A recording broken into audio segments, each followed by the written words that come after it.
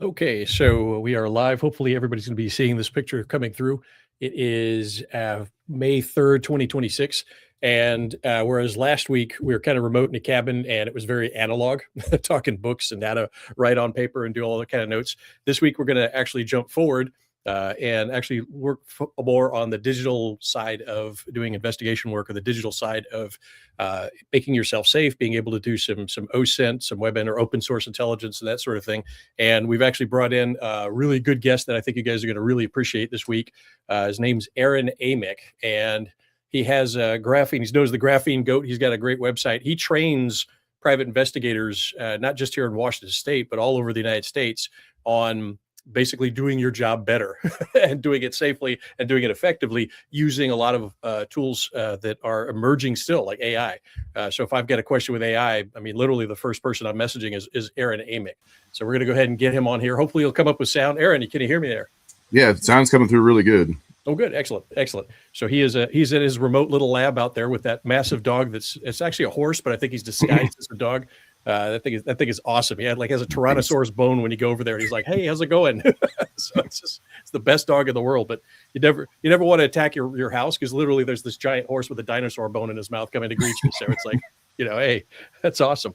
But real quick, if you want, just kind of give us your background, because you've got this long history with SOF, about 20 years actually, and then got the beard, got out, and then kind of transitioned over to the PI side, executive protection, and now you're doing both digital investigations, like kind of some of the offensive stuff, but also the defensive, right, with digital security. So just kind of give us an intro for the people at home that don't know you. Yeah, my background, right out of high school, I joined the Army. I grew up in Northeast, so New Hampshire, Pennsylvania mostly, but joined the Army right at 18, airborne ranger contract. So I spent about 4 years and change in 2nd Ranger Battalion here in Washington State, where I'm at now still. And then as soon as I was able to, I did SF selection, so Special Forces, to go be a Green Beret. And so I trained as a SF medic and was stationed here back in Washington again after 2 years at Bragg at First Special Forces Group as a medic, and retired right before all the COVID nonsense started. So the November of 19, I was what I call a free range human at that point. Civilian life, I could start growing this. Like, actually could grow this on deployment a couple of times, but couldn't quite get that long. But so now I can be a full-time hair farmer. But yeah, about the time I got out, there's a lot of medical issues and stuff, but my plan was to go to PA school to continue the medical portion, continue the career in medicine. Even though SF, you're trained as an operator, or a Green Beret, on the different mission set that we have there of unconventional warfare. So a lot of combat arms related stuff, but in addition was that 18 Delta, that medic skill set. So I wanted to continue that because the combat stuff's done, but civilian world wanted to continue that medicine. And with the COVID, it just was not going to happen. So it was not going to jive well. So, but luckily, as it turned out, I got hooked up with the private investigator world here in Western Washington, kind of greater Seattle area, and really just fell in love with it. It was perfect timing because the camaraderie was there, because there was a lot of guys that I brought over that were retiring around the same time that I did, came over and were working with us. And so I got in that private investigator world almost by accident, but it worked out really well because it's just kind of goes hand in hand. So a lot of the security stuff, of course, there's a lot of direct translation from the military and that skill set. And people ask if I was a communications guy or did like cyber stuff in the Army, and I did not at all. I was not that guy. I was the last person on my ODA, my team. I was the last person to get an actual smartphone. So I rocked the old school Nokias as long as possible. I was always kind of interested in tech, but I always had that Midas touch. Everything I touched would just stop working for some reason. So me and the IT guy were always on first name basis. Like, what did you do with the computer?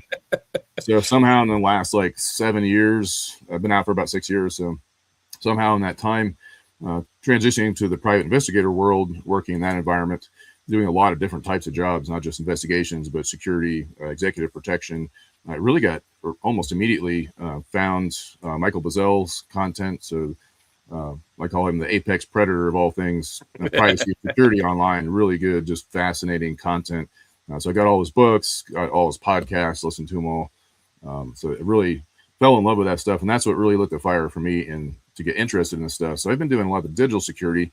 And really, it's just the last 5 years, it's really been me learning and just building that, spending every waking hour just completely nerding out, fascinating with that stuff. And so 4 years ago, started selling the Graphene OS phones that we'll talk a little bit about. Linux computers. My wife I was selling a computer out of nowhere. It was like, I just got a computer and we'll just put Linux on it and I don't know, sell it to some friends. She's like, oh, you're doing computers now? I was like, sure, I guess. And so now I do a lot of computers. I do routers, network devices. And so lately in the last year, I've really been starting to finally market it a little bit. My flagship course is the Digital Hygiene and Awareness course, or DHAC. Unfortunately, that hasn't really caught on popularity yet. I don't do social media, so it's been very difficult to get the word out. But hopefully, some of the folks here will like it and benefit from it. There's a huge benefit. A lot of folks like to go take the shooting courses because they're sexy and you get to shoot guns and run around and play with other guys and yell and scream and have fun. And that's great. That's a good skill set to have. But most people don't realize that this is probably more important. We're probably not going to be in a shooting war here. It is, and whatever. But this is the current fight that we find ourselves in, almost no matter what. But regardless of whatever you want to think of the situation we find ourselves in with the big tech, I'm trying to peel people away. So my mission set now is really to get people kind of unplugged from the matrix, if you will, and still using technology, but in a much safer way and in a smarter way where you have a lot more sovereignty. Because right now, I think most of us realize we don't have control of the devices that we're using, the smartphones and computers and all these services that we use online, not just the social media, but email, VPNs, all that stuff. So I teach people how to use those tools and which ones are safe to use, which one are better to use, which ones to avoid, but all the techniques that are involved in there. So it's very technical. A lot of people just they don't want to deal with it because it's a lot of stuff to think about. It's a fire hose of information, but that's part of my course, is expose you to that stuff. And then with the website, there's a lot of free stuff there for people to absorb at their own pace, because we all are busy and have different amounts of time to learn things. And some people take longer to study things than others. That's fine. So that website is there. So you don't even, without taking the course, you can go on the site for free and look around. All the stuff that I use and recommend revolves mainly around using what's called FOSS, or free and open source software. So as opposed to Microsoft or the smartphone that you have from Apple, for example, those are all using closed source proprietary code that we can't see. So they could be programmed to quite literally do anything and everything. So they can toggle your settings off. I know most of you're going through like an iPhone update and it toggles your iCloud backups back on when you had it disabled, but they can literally control your phone completely. And the same story with Microsoft or Apple computers. We as the users, the endpoint users, don't control those devices anymore. So I teach people Linux, which is another operating system outside of Microsoft or Apple. And then the custom phones that I sell, Graphene OS, is an absolutely wonderful solution. And it's what I use every day. And it's what I train and teach people to use. And I sell them as well, almost at cost. I don't really make money off the hardware, but so lately I've been doing a lot of the network assessment type things to harden people's networks and get them safe and secure at home or like small business. So not like enterprise grade, but talking about people like you and me, or people running small businesses, to help them stay safe online, and just what hardware they need, what software options are out there for them to stay safe. And then of course, with the private investigator background, I guess it all really ties together. It's a really good fit. A lot of the security, the investigations, my military experience, and then now the digital stuff. There's a lot of overlap in all those things. Physical security and digital security go hand in hand. If you lack digital security these days, your physical security is very much at risk. So yeah, that was kind of a long-winded way of saying my background and kind of the stuff that we're talking about today. Aaron is the Swiss Army knife of, private investigator with digital in there. So, and if you're setting up the server boards and you get cut, he can provide the first aid for it. So, I mean, it's the complete package right there. It's awesome. So it works out really good. And then the other thing is, with Aaron, he's got a lot of the AI stuff, and this will change like week to week almost. I mean, right when you kind of get this AI thing, now there's something new. There's a new version with different capability and different ways it attacks things. And so one of the neat things that you're a good resource on is like, you're literally I don't know when you sleep, but you're kind of, always on the AI side of it. And you get excited about AI, right? Because every other message is like, oh, hey, look at this. Let's see what happens. Yeah. Yeah, it's usually something I create. I'm using AI. It started like a couple of years ago when it first kind of started becoming a thing that was available to the people in general. with ChatGPT, whatever version. I think, remember, it was like a big deal when 3.0 came out. Now we're on like 5.5, I think.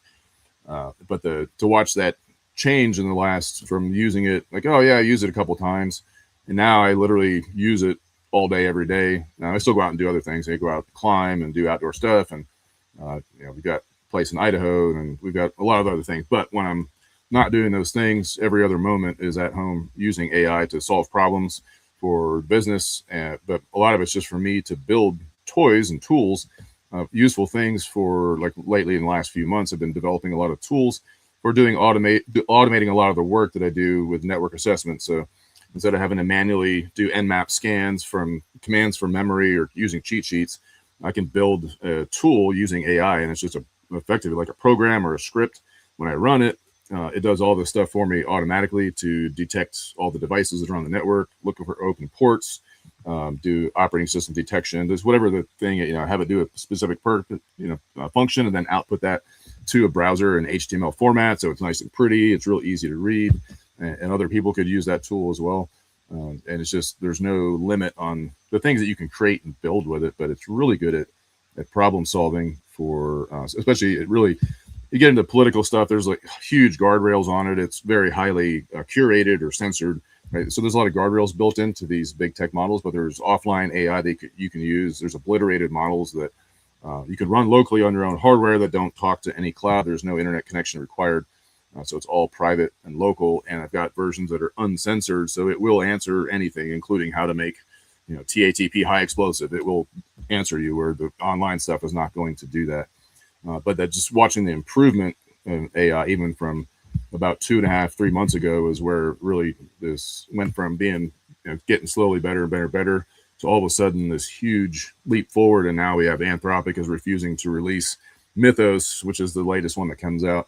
It's escape containment and bragging about it. It's finding vulnerabilities in all the operating systems we have today. It's finding vulnerabilities that were baked in like 15, almost 20 years ago that have not been caught yet. So we're uploading all the things to protect us from the Y2K bug, and then we're actually installing the next few generations of spyware. Yeah, I remember those. There's a lot of implications with the AI side, but suffice to say, it's advancing. I think it will, in some cases, it will hit a limit in the sense where, once you've captured all the information and improved on how you can use it to get what you need out of it. I don't, how much better is it going to keep getting? Is it, it's been this not linear, it's been a really parabolic curve in improvement, and especially in just, faster and faster. So as time goes on, it's just happening, and instead of months, now it's happening in weeks, and in some cases days. So one person can't really keep up with all the AI happenings, but there's a lot of stuff that we can use. I did a presentation back, I think you were the December PNAI conference, and just talked about AI for the private investigator. And we're not quite there yet, but there's already some pretty good tools that we can use it for. But as we start able to integrate these things to, like, MCP servers, for example, it's a way to give AI tools to use. So instead of just asking AI and copying and pasting stuff like TLO, for example, if you're pulling a report on someone, before long, you're not going to have to do a manual query and then look through everything. You're just going to have what's effectively like an API key for an automated way to pull that information, but using AI. So the AI will use this MCP protocol or something similar, but it'll automatically fetch results from all kinds of different things. And as far as like integrating those into like different workflows to automate just so much of this work. So it's not that, AI is not going to replace the private investigator. There's a lot of human in the loop that still needs to be there for final, checks, validation, make sure the information is correct. But it's just going to be that those that are augmented with AI are going to just, excel leaps and bounds ahead of those that refuse to use it. So, is it going to become Skynet and kill all of us because some humans misuse it? Almost definitely. But if we learn to use it, it's a tool. Like, it's a very advanced tool. It's probably the most powerful tool that we've ever had access to as a species, or, human beings. But like anything else, it is a tool. So you can use it for good, and you can use it safely, just like a firearm. Those that misuse it, it is a dangerous weapon. So AI is not really much different, other than perhaps maybe just the scope of the implications of how powerful the stuff is. And you can see with like Anthropic refusing to release it. China, they've typically up until now, DeepSeek, Quinn, a lot of these models from China have been completely open source, so you can just go download them, run them locally. And they're actually, it looks like they're starting to put a kibosh on that, so they may actually stop releasing some of those open source models, or at least we've got up to the point where it's like, we don't. It's getting much more powerful, much faster. We're going to kind of stop it there and keep it kind of dumbed down, and then the stuff that they have under the hood on their stuff that you pay for, the online stuff will be more advanced, but they'll have full control because they can see everything that you're doing. But as far as like those offline models that you can use, it's interesting to see what direction it's going to go. But at the end of the day, the stuff we have now is powerful enough to really be life-changing and still really, really good. Absolutely. And then the key is, it's an augment. It's not, doesn't take over, right? Because there's a lot of errors in there, and a lot of things that'll land you in jail. Sometimes it's like, hold on a second. And then for the investigators out there, one of the big things about AI is the privacy issue. Like some guys are going to Chat GPT and looking up names, find the criminal record. Well, that's a web page, right? That gets indexed and then somebody else can find it, right? And it sets you up for the legal. But what Aaron's been working on is like offline ones that don't do that, right? So you have control of that, just like your files on the folks here. It's not out in the public. You've got it. You're maintaining those privacy laws as you're doing the research with AI. AI is not going to be the stumbling block that gets you sued or in jail for privacy violation. Yeah, just even not legal, but even just like a safety or data, like you sign an NDA, non-disclosure agreement for whatever work you're doing, or individual you're working for, or company. There's a lot of people that, despite having that type of environment, they're like, oh yeah, let me upload everything to Chat GPT. Now everybody else has it. Yeah, exactly. Or there are rogue employees, but at the end of the day, it doesn't really matter. That data is being collected, and it's never going to get deleted. It's going to be on silicon forever. So I don't want my client's data or anyone's personal data up there, but a lot of people are dumping really sensitive stuff in there. So there are tools to, that's where the private offline AI really excels, or tools like Proton Lumo is not recorded. So there are tools out there, but yeah, it's frustrating to watch people just upload anything and everything to the big tech ones. I'm like, no, thanks. Yeah, exactly. So that's what he's talking about with that offline. You set up your API and you could do that.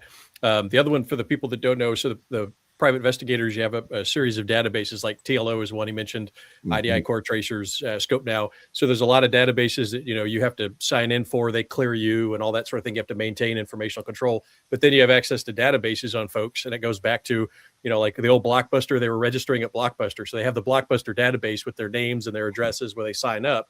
Well, that's still in the system, and then that goes into part of their database. So when you're looking up somebody, their old library cards, their old DMV registration, Blockbuster video, Redbox, Redfin, when you sign up for those little things, the old movie, the videos that you used to get every month, you could get 10 videos for free, or Thompson Cigar Company. Yeah, data's oil, right? People trade it all over the place, and then even if they don't trade it, say, okay, you don't buy it, somebody's going to hack into it and it ends up on the dark web. And then those things are sold like, cash. So as much as you try to get your privacy, sometimes that escapes the bottle and it goes out there. So that's what those databases are legally is those in there. But now with AI, it goes over everything, but it's not vetting some of that information. It's just giving it to you. And if you don't know what you're looking at, you can set yourself up for a lot of legal problems, because you're like, oh, well, that's AI told me it's right. Here you go. It's like, no, that's not the John Smith you're looking at. That's somebody else. And now you've just publicly said he's a murderer. Hold on, dude. So that's kind of the pitfalls in there. What Aaron kind of puts those guardrails and makes sure. And that's why the human element still has to be part of it, because AI still goes out. And then one last thing on the physical thing, I heard two things. One is, remember, we had to go back in January last year, so over a year ago, we're in Memphis looking at Colossus when they were building Colossus 1. I think they're on 2 and getting ready for 3. And it's just massive power suck on that thing, right? And so one of the engineers is like, the decentralized, because DeepSeek had just come out and it was benchmark was like, oh, look, it's the new decentralized. He said, yeah, but you're always going to need a kill switch, a physical kill switch. Like the power lines going in can never be, that was the model. The power lines going in cannot be controlled by AI. There has to physically be the old freaking, lever that just shuts the whole thing down. Yeah. And it sucks power. So if it doesn't have power, it's gone. It overheats and blurts out. There's some backup power they set in there. And then there's generators. They had those giant generators outside with the heat shimmer off it like crazy, but that'll run out, right? So in other words, the ability to have a kill switch on it, if it starts going crazy, they said that's like the biggest thing. And so decentralized is scary if it's the node, like decentralized node consciousness, like a hive mind.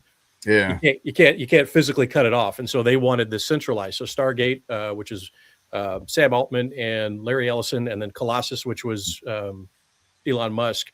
They're going for that. And now there's a Canadian guy that's, 48 square miles in Utah. He wants a 48 square miles in Utah for a server farm for literally just AI. So the limitation, apparently, according to them, is the coolant, the energy. The energy is the big one. The physical space. Powering is the major hurdle. Yeah, that energy coming in. We're working on micronuclear. Actually, one of the things I do is penetration testing and red teaming. I thought you did micronuclear. I'm like, what don't you do? Jesus. Micronuclear is like one of the facilities we got to go and attempt to break into. But those are small and very safe. We think of like nuclear facility, we think of Chernobyl, and that's not the case. These are much safer, and they don't require a ton of cooling like the old legacy nuclear plants they're using. Basically, I think it's fission, fusion. I don't know what the exact right terminology, but essentially they're taking nuclear waste that's only got like 5 to 8% left, so it's considered waste. But even that 5% left is a crap ton of energy that's still able to be captured in this micronuclear, and they're the size of like a regular size industrial building, so not like a square block, basically, maybe a couple of square blocks. It's a relatively small footprint, but a lot of power, because solar is just not going to get it done, and wind is definitely not going to get it done. You don't have the base load continuous power. With those tools, you would need a ton of battery that we just don't have right now. But yeah, power is definitely the biggest hurdle, and that's the same when you're doing your offline AI. Power is less of a hurdle. You're still going to, it requires power, but the big expense, the challenge for doing your own offline AI, yes, you can run some models on a laptop, for example, like DeepSeek R1. You can download the 8 billion or the 14 billion parameter. It's a real small size version of DeepSeek, and you can run that locally on your laptop. So not a ton of power, but it's not very good. In order to run stuff that is anything remotely close to what you're running when you fire up ChatGPT or jump on Anthropic like Claude, for example, you're using models that are like pushing a trillion parameter, about a trillion parameter. So really, really big. You would need about $100,000 or more in hardware, so GPU, and that's the problem now, is finding RAM for the computer and memory, even hard disk storage, NVMe drives, any type of storage drive is like tripled in price, because they're all going to the AI data centers, and a lot of them haven't even been built yet, and there's no power for those yet. So it's been challenging to build offline AI, because it is expensive. So that's the limitation for us, but yeah. Perfect. All right, now take us forward. So that's kind of the background of it. So now practical. So people at home that are looking at this going, okay, how do I, for example, a lot of people are going, oh, that website's a honeypot, even if the guys are opening, oh, this is that. Okay, well, in other words, when you're looking at things, what do you do? What are some of the processes you do to do that defensive screening? And then after that, kind of take us into your DHack system. What can they expect if they sign up for that DHack, and kind of go over that if you don't mind? Yeah, I'm going to share a screen in a second here, but there's a couple of tools that one of the big ones I use is called Chasm Workspaces, KASM. I'll show you what that looks like in a second, but a lot of folks, if you have not used AI, the beauty of it is if you don't know about something, you can just ask AI. It sounds flippant, and we can be flippant about it, but it is true. It's kind of like the new Google it, just Google it. Why are you asking me? Just Google it. But there's a lot of truth in that. Folks will tell people about a project I'm working on, like, oh, I built this huge Python script that's like thousands of lines of code, and it does X, Y, and Z. And they're like, oh yeah, I don't know how to do that. And I go, well, I don't either. I just asked AI and it made it for me, and refined it and everything. So don't be afraid to just jump in and ask it what you think is dumb questions, because not only will it answer whatever immediate question probably pretty good, it'll inform you about things that you might not have even thought of or weren't even aware of, to go look and research. Say, for example, you're like, how do I determine if a website is safe? You can literally plug that into an AI search engine and start asking it for ideas on what you can do. Some of the obvious ones, of course, well, maybe not obvious, but just looking at how long the domain's been around. So you can look up like who is data. So you can literally just type in who is space and then the website that's in question.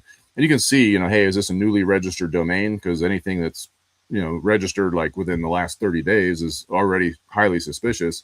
That's something that someone might have spun up to, do something nefarious with. But there's a lot of nefarious stuff that also has been around for longer than that. So there's really not a lot that's like, a perfect yes or no. This is malicious based on just one attribute. So looking at a number of different things. But at the end of the day, too, the chasm just provides us a good way to cheat. If you have a website you just want to explore and check out, and you're not sure if it's a safe site to visit, even with VPN and all the other hardening tactics that we do that I teach in the DHAC training, you still touch a malicious site. It has the ability to do nasty things to you. So especially if you have a computer that has other files on it, sensitive data, you don't want to expose that to unknown sketchy websites. So just isolating. So there's like virtual machines are a great tool that I use for almost all investigations, but let's show you what this Chasm workspaces. Let me go ahead and share a screen with you guys and just give you a taste of what it is. So this is, again, Chasm workspaces, and let me know if that comes through on your end. There we go. There you go. So this is the admin. So you can create unlimited users on this thing, which is really nice. So this is the back end of the admin panel. So if you want to look, for example, if you go to the workspaces, as when you sign in as a user, this is something, by the way, we say, what is this?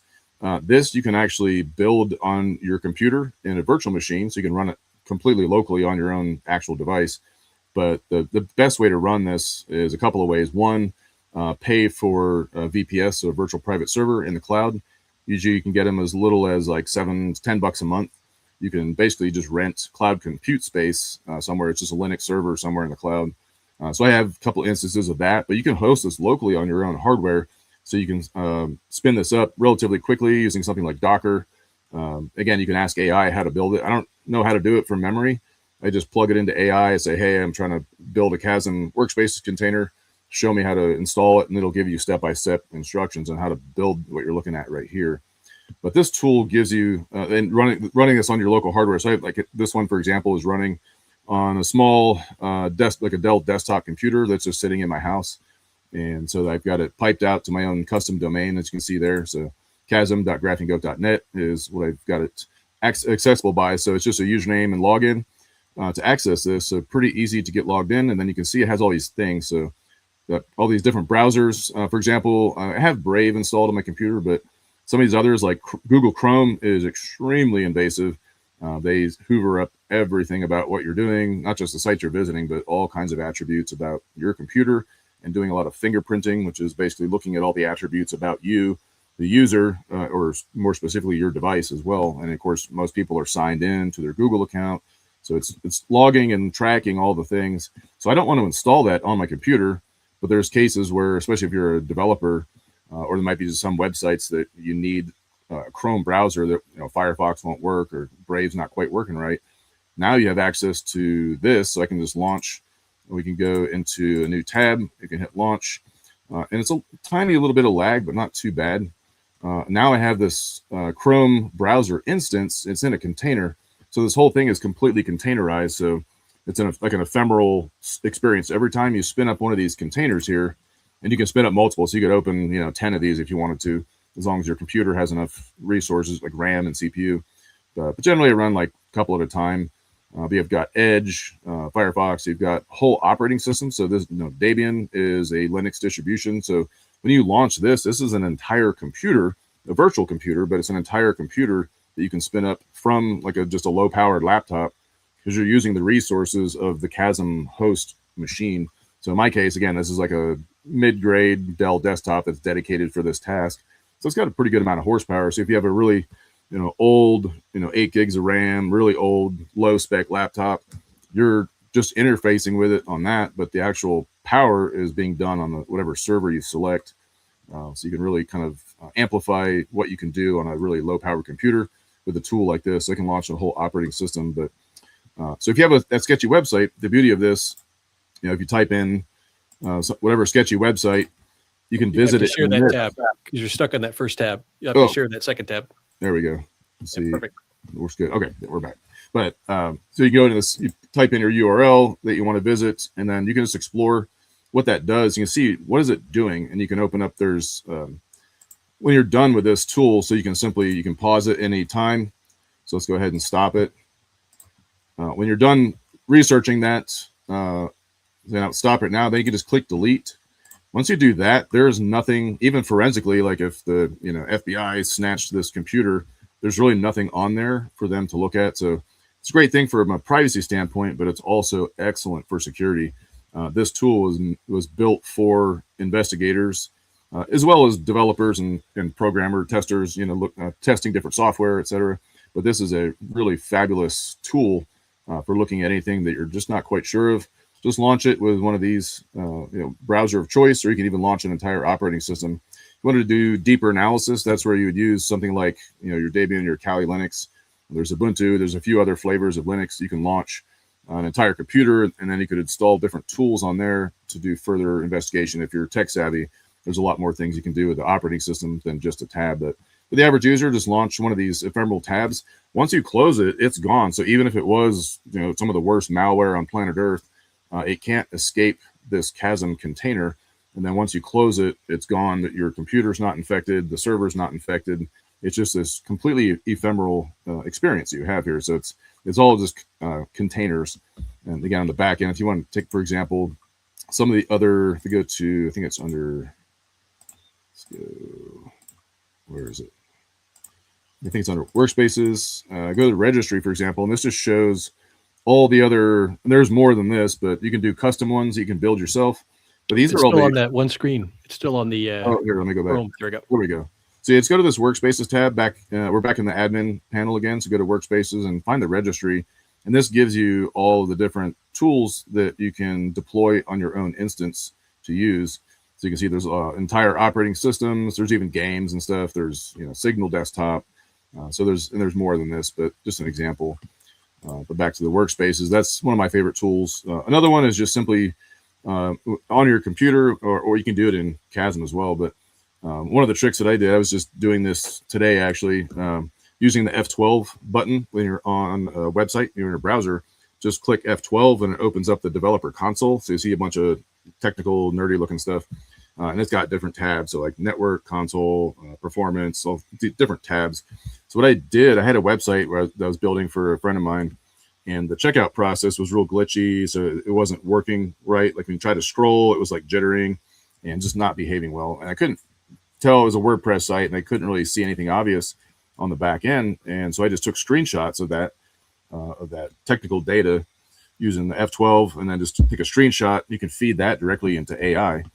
So for example, let's go, let me share screen. I'll show you just a quick example. Share this tab. Can you see this okay? Yep, there we go. Claude Opus. Yeah, so this is the one that I use the most. So this is called Open Web UI. This one happens to be online AI. So everything I feed in here does go to the cloud, but I purchased this anonymously with privacy.com virtual cards and fake name, alias email. But depending on what you put in it, you could dox yourself. So it's not, I wouldn't consider 100% private at all, because again, all the data you put in here is going to the cloud. But I do have other instances of this where it looks identical. It's the exact same web interface, but it's running that local AI we were talking about that's completely offline.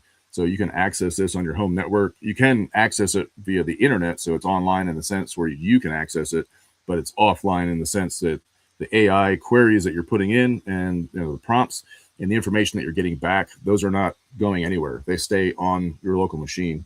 As a matter of fact, they don't even get saved. They're automatically deleted unless you install this front end. And you can see here, it'll save all your different chats and stuff that you're working on, so you can go back and forth and keep working on different projects. But you can just upload a file like this, and then you just take whatever screenshots you had of the F12 of the website in question. You can ask it like, hey, I'm trying to determine if this website is safe or could it possibly be malicious. Help me analyze this. You can just talk to it in plain English. Upload a number of screenshots, and it'll actually, for me today, example, I just used this today. Share some screenshots because of that website being real glitchy during the checkout. I fed it 3 screenshots of the F12 view of the web page as I was doing the actual checkout, where it was throwing an error. And it pointed out exactly immediately in one prompt. It's like, oh, this is what's causing it. So it's really good at being able to tell exactly what's going on. But at the end of the day, for me, Chasm is still my favorite tool because that just gives you a completely safe sandbox environment that nothing can escape. So I'll click on malware. If you get like a phishing email, for example, you want to see what it does and try to attribute who or what it was, or at least find out what it was programmed to do. You can carefully right click, save that link, open it in Chasm, and just see what happens. See, is it suddenly now, is it reaching out to some command and control server, or is it taking control? Is there someone moving your mouse? What is it actually programmed to do? So that Chasm is still one of my favorite tools for a lot of reasons. Investigators, for doing OSINT, I will do at least a virtual machine, which is just kind of another way. It's like a computer on your computer that's separate. So it's basically a software version of a whole separate computer that you can use on your laptop, for example. But Chasm is just a little slightly different version of that, where you can spin up all those different containers, do your research. When you're done, you can close it out and everything's gone. So those are my favorite tools. Again, you can ask AI depending on what type of site you're looking at.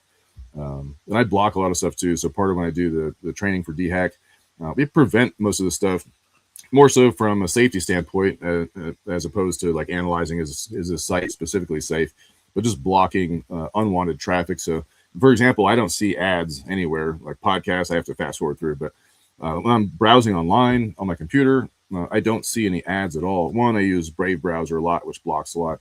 But using tools like DNS filtering, so NextDNS, Quad9, something like that, ad blocker or ad guard type tools, you can actually block known malware is already baked into it. So you can say it already has examples of known malicious links and websites. So it'll automatically block those for you. So I run that, and that way, if you do click on that phishing link, unless it's something brand new, it's not going to work because your DNS will just block it. So there's a lot of tools like that as well, just to keep you safe. So if you do accidentally click on something you shouldn't, the chances of it being successful are pretty low. And then even just switching your operating system is another.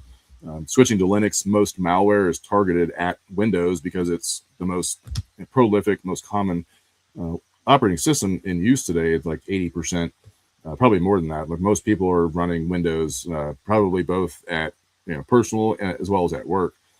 So most malware is targeting that operating system, and it is definitely the worst out of the three big ones. So Mac OS, much more stable. It's actually Linux and free and BSD under the hood. Darwin OS specifically, but it's basically open source Linux, but then they built, just like with the phones, it start with the open source kernel of the software, and then they add on all this proprietary code and lock the whole thing down.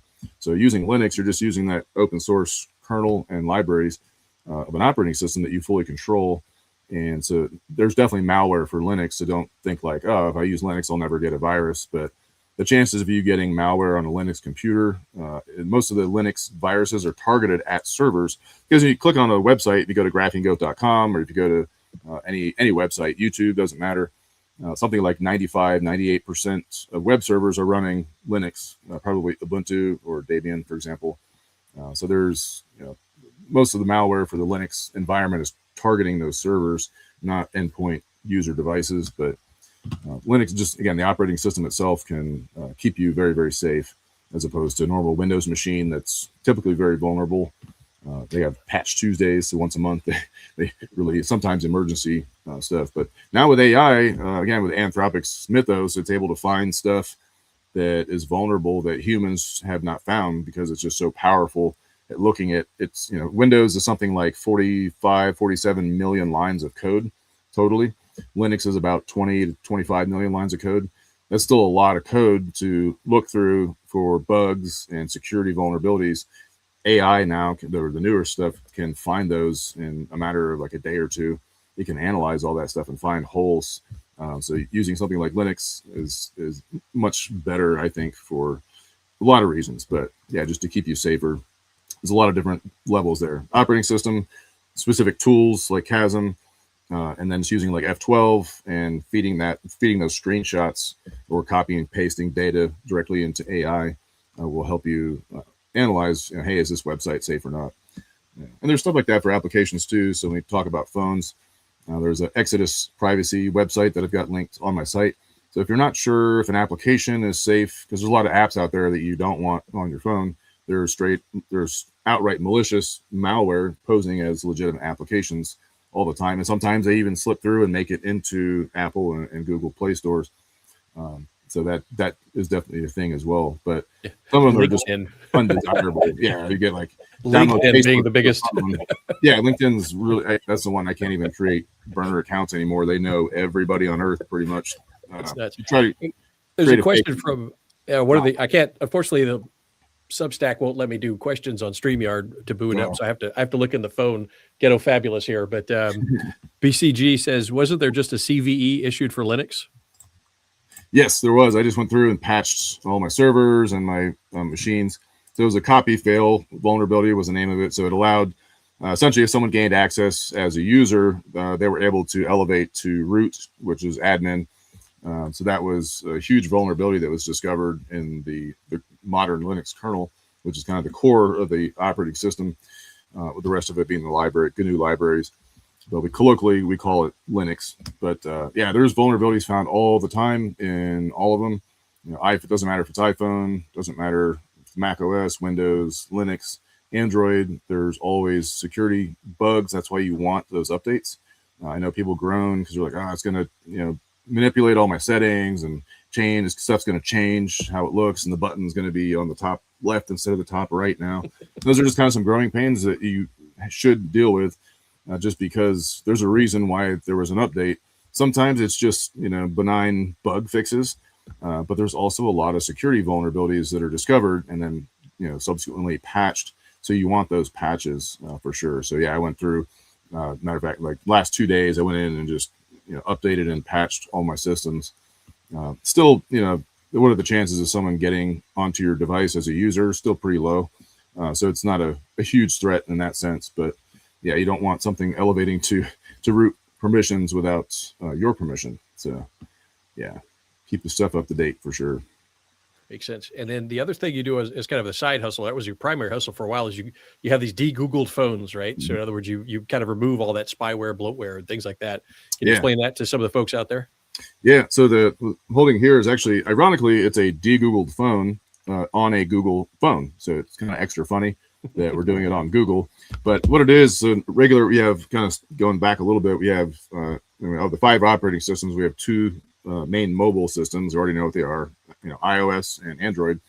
But there isn't a third option. It's another type of Android. So Android itself, when we say Android, what we're really talking about is Google's version of Android. So again, we have an open source Android project, AOSP, at the core, which is maintained by Google still, but that core code is open source for anybody to use to build their own version of Android. And that's what Graphene OS has done. So if you go grapheneos.org, you can see all the details about it. But the shortness of it is it's dubbed as this like secret squirrel, James Bond, privacy phone.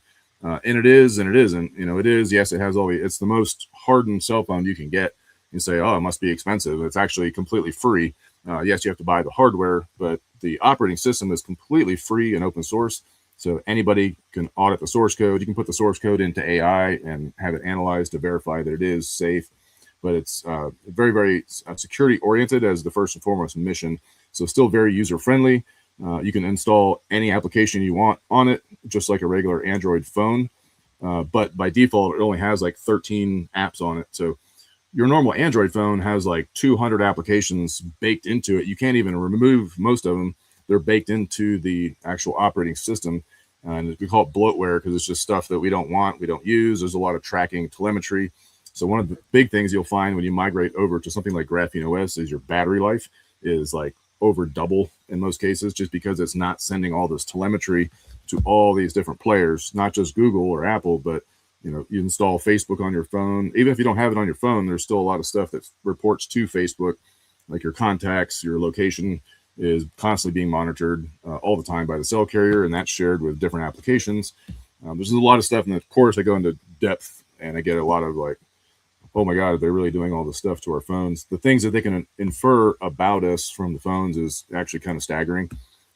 How old you are, like how physically capable you are, how much physical activity you do, whether you're intoxicated or not. They can tell if you're male or female. They can tell, like old versus young, tall versus short, all these different attributes about us. And that we had a guy, they were reading back his tracking, and it was like, yeah, he got in a car here. And they're like, how the hell do you know? It was like, the pressure when he closes the door, that's the barometric pressure on the phone. I'm like, activity recognition. This was 8 years ago, they were telling me that. It's not just like how he's driving in a car versus walking. This is like, hey, he's walking versus walking quickly versus running.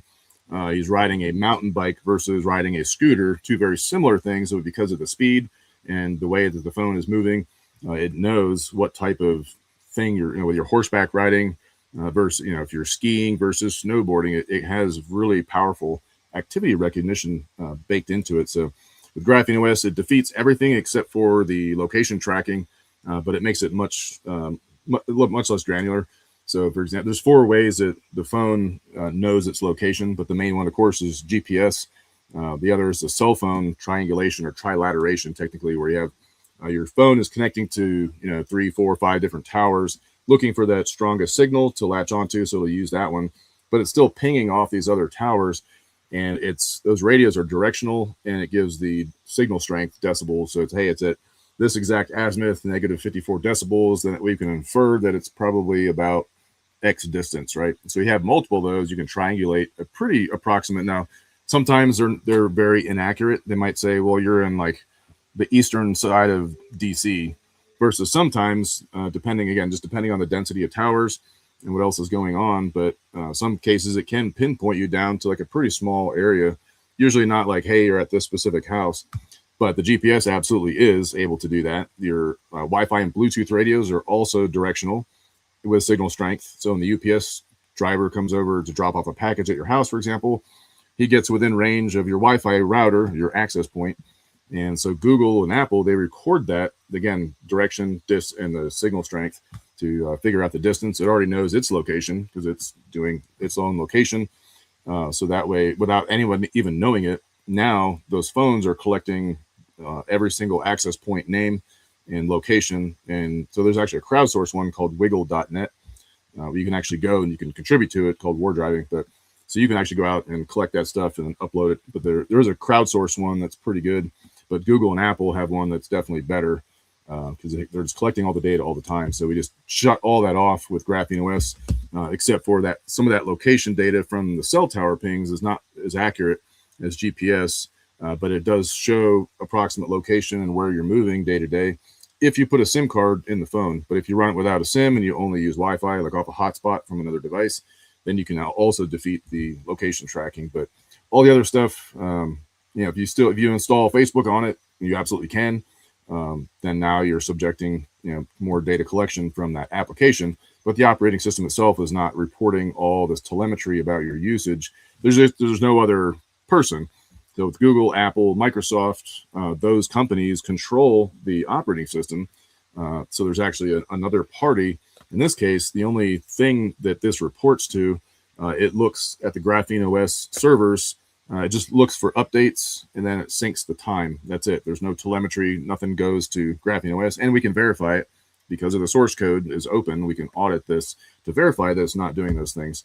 With the closed source stuff, we don't know what it's doing. Well, we do know that it's collecting a lot of stuff, but we don't know, the extent of what's happening. So this tool shuts off all that stuff, and it just makes you significantly safer. Another example, like QR codes, absolutely hate them because they're not human readable, but your phone can read it. So most phone, and it's getting better, but some other phones will do this as well now. But when you scan a QR code, it just automatically goes to that website. We have no idea what site that's going to be. Again, back to site safety. I want a chance to audit that website before I visit it. Graphene OS, when you scan, it actually gets a little pop-up on your screen that says, hey, this is the link, and you can copy the link. Do you wish to proceed? Yes or no? Or just copy the link, put it into Chasm, open it up, see what happens. So you can do some more investigation on that link before you just visit the site. So there's pretty much every security feature you could think of is baked into this operating system. Nice. Yeah, I like the scan code too for the what was it, Spain? Was it Spain or Portugal? The protesters went out because the police are scanning everything. Or there was an opposition group that were at each other's throats. It was like the Basque Freedom Party. So it must have been Spain.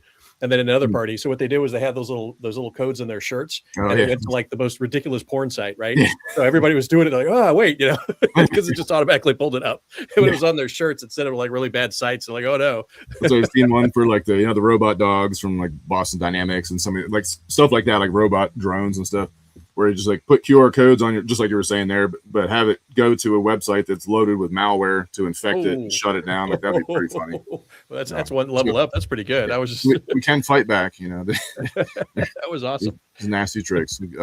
Flock cameras are all getting taken down here in Washington State.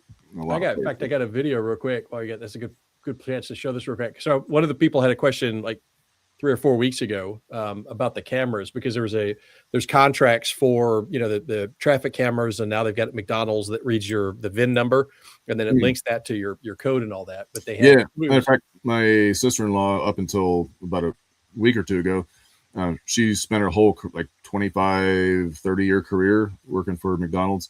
And she just outright told me, she's like, McDonald's, we think of it as a restaurant. And she's like, yeah, we sell food, but that's like just a kind of a front. We are a data company. We collect your data. So every time you go through the drive-through, it's reading your license plate. It's sniffing your phone. Yeah, it's looking up your VIN, your credit card, and then how many people in there. Yep. Oh, yeah. Everything you ordered. Serving is, it's just to serve you ads. I'm like, well, okay. Maybe that's what it's used for right now, but then it's getting sold. Like Amazon Alexa, for example, that data gets sold to about 50 different companies that in turn, sell it to other companies, not just U.S. companies either, by the way. We're talking all over the world. So that's the stuff that's like, you have an open microphone in your house that's getting, that data is potentially being sold to who knows where or how far. So we should not be okay with that. Yeah, the whole privacy, I got nothing to hide. We don't actually believe that. Just like that's a reason why you put locks on your doors. There's a reason why, even though I trust that, I trust my family, but I still want to close the door when I go to the bathroom. That's my own private time, to do what I need to do. So we don't believe. We put passwords on our email accounts because we don't want other people reading our stuff. Are we trying to, hide? So privacy is all about consent. It's not about hiding stuff. It's about consent. I consent to giving X data to whatever audience, right? So these allow you, even though these are dubbed like a secret squirrel privacy phone, this is really just what a phone should be, where you, the user, actually control the operating system.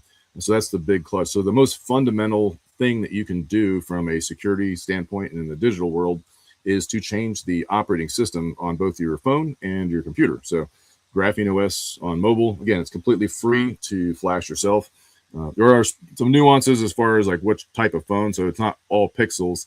It's only fully unlocked Pixel devices. So if you got one from Verizon, a year ago, one, it's carrier locked to Verizon, so you can only use Verizon SIM cards. Two, the bootloader's locked, so you can't actually get into it to flash it. So you need to get a fully unlocked. And that's the hardest part of doing the phones, is just sourcing the correct version, the OEM version of the hardware. But once you get it flashed, again, it's completely free to download and flash yourself. So, and all this is on your course, right? So you go over all that, step A, step B, step C.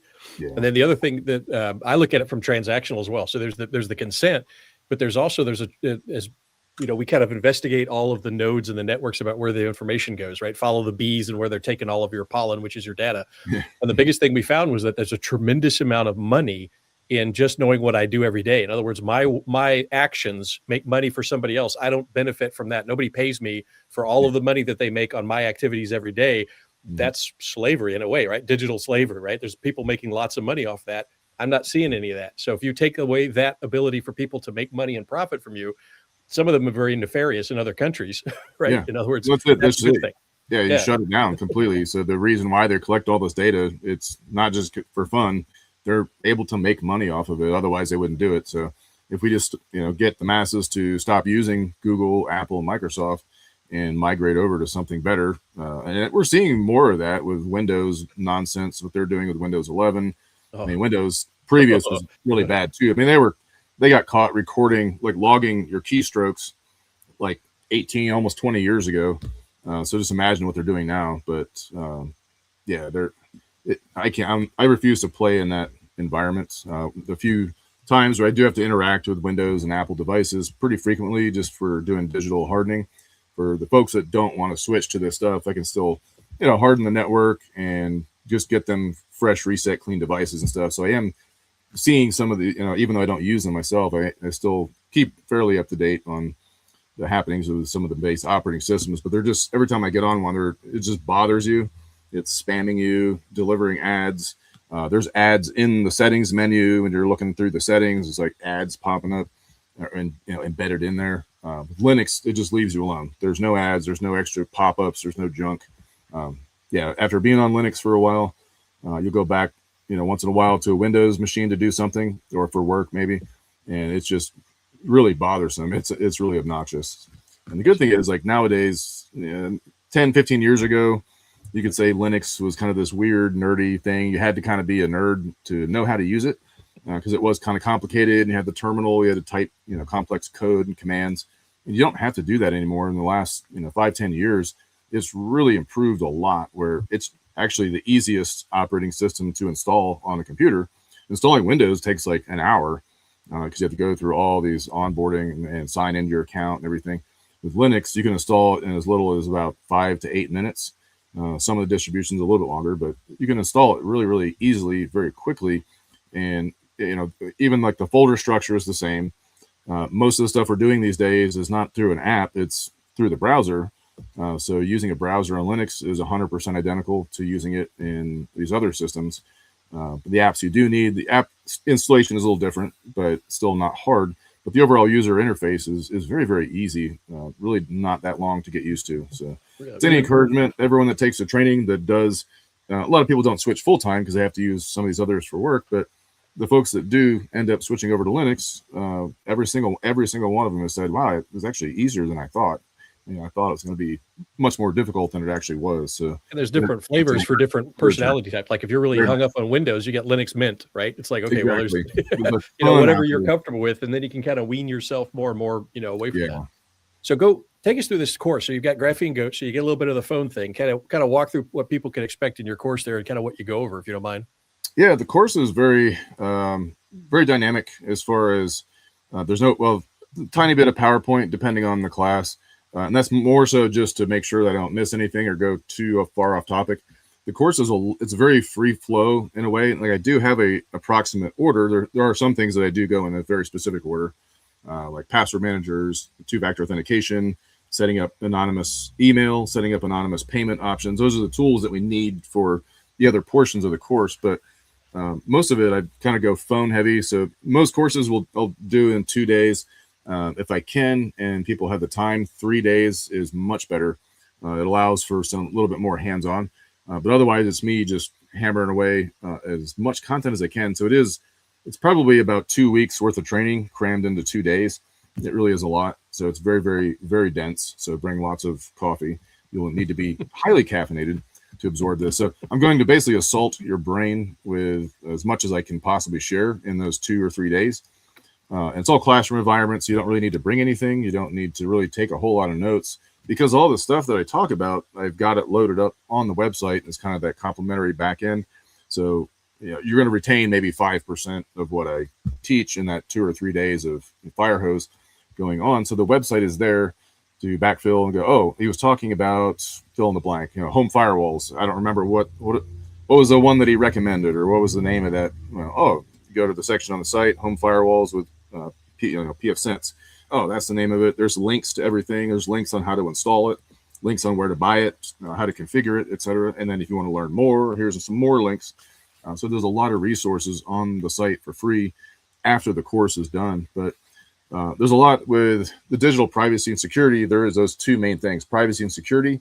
There is a lot of overlap in those things, because the things that achieve us, privacy or security, often are the same thing. We want security to keep people out so we can maintain our privacy, but they are two different things. So I probably more folks interested, and kind of my focus.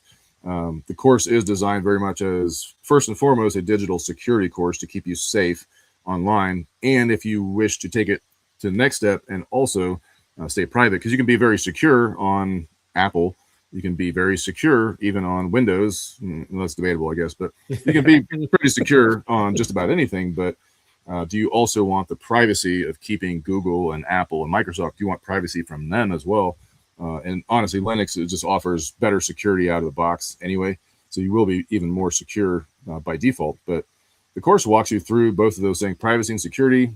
The main thing, again, the fundamental thing is changing your operating system. So switching to Graphene OS and switching to Linux for your desktop or laptop need. And you can flash Linux to almost any laptop. Some of the Mac machines, especially the ARM-based chip. So if you have, the Mac has a couple different main chips. They've got some of the newer ones. They won't flash to Linux, but most of the ones pre 2022, especially the ones that have the Intel chip, those you can put any flavor of Linux on them that you want. But a regular PC that you have Windows on, you can install any Windows or any Linux on that Windows machine that you want in about 20 minutes. So it's very, very easy. But that's and a lot of it. So the operating system is the fundamental, but the course goes through a lot of tools, really quick, easy things that people can kind of latch onto. I got the quick start guide up on the resources and links page of the site that is just a really short, like, hey, here's the most important, like top 10 things to focus in on first. Getting an alias, getting an encrypted private email up and running, encrypted private messenger for chat, video, voice calls, etc. Tools like Signal, SimpleX, what Tor browser is, which browsers to use, which VPNs you should be using or not using, the different anonymous payment options like privacy.com. We're using prepaid debit cards. I do touch on crypto a little bit, not a lot, but I give people the primer on some of the crypto that's out there. Like Monero, for example, and how to safely use or how to try to safely use Bitcoin. It can be difficult. But so a lot of different apps, a lot of different tools to switch to. So, for example, on Linux, you're not going to have Microsoft Office 365, which most of us need to create Word documents, do spreadsheets, PowerPoint, all that fun stuff. So the good thing is in the Linux ecosystem, matter of fact, you can install it on Windows as well.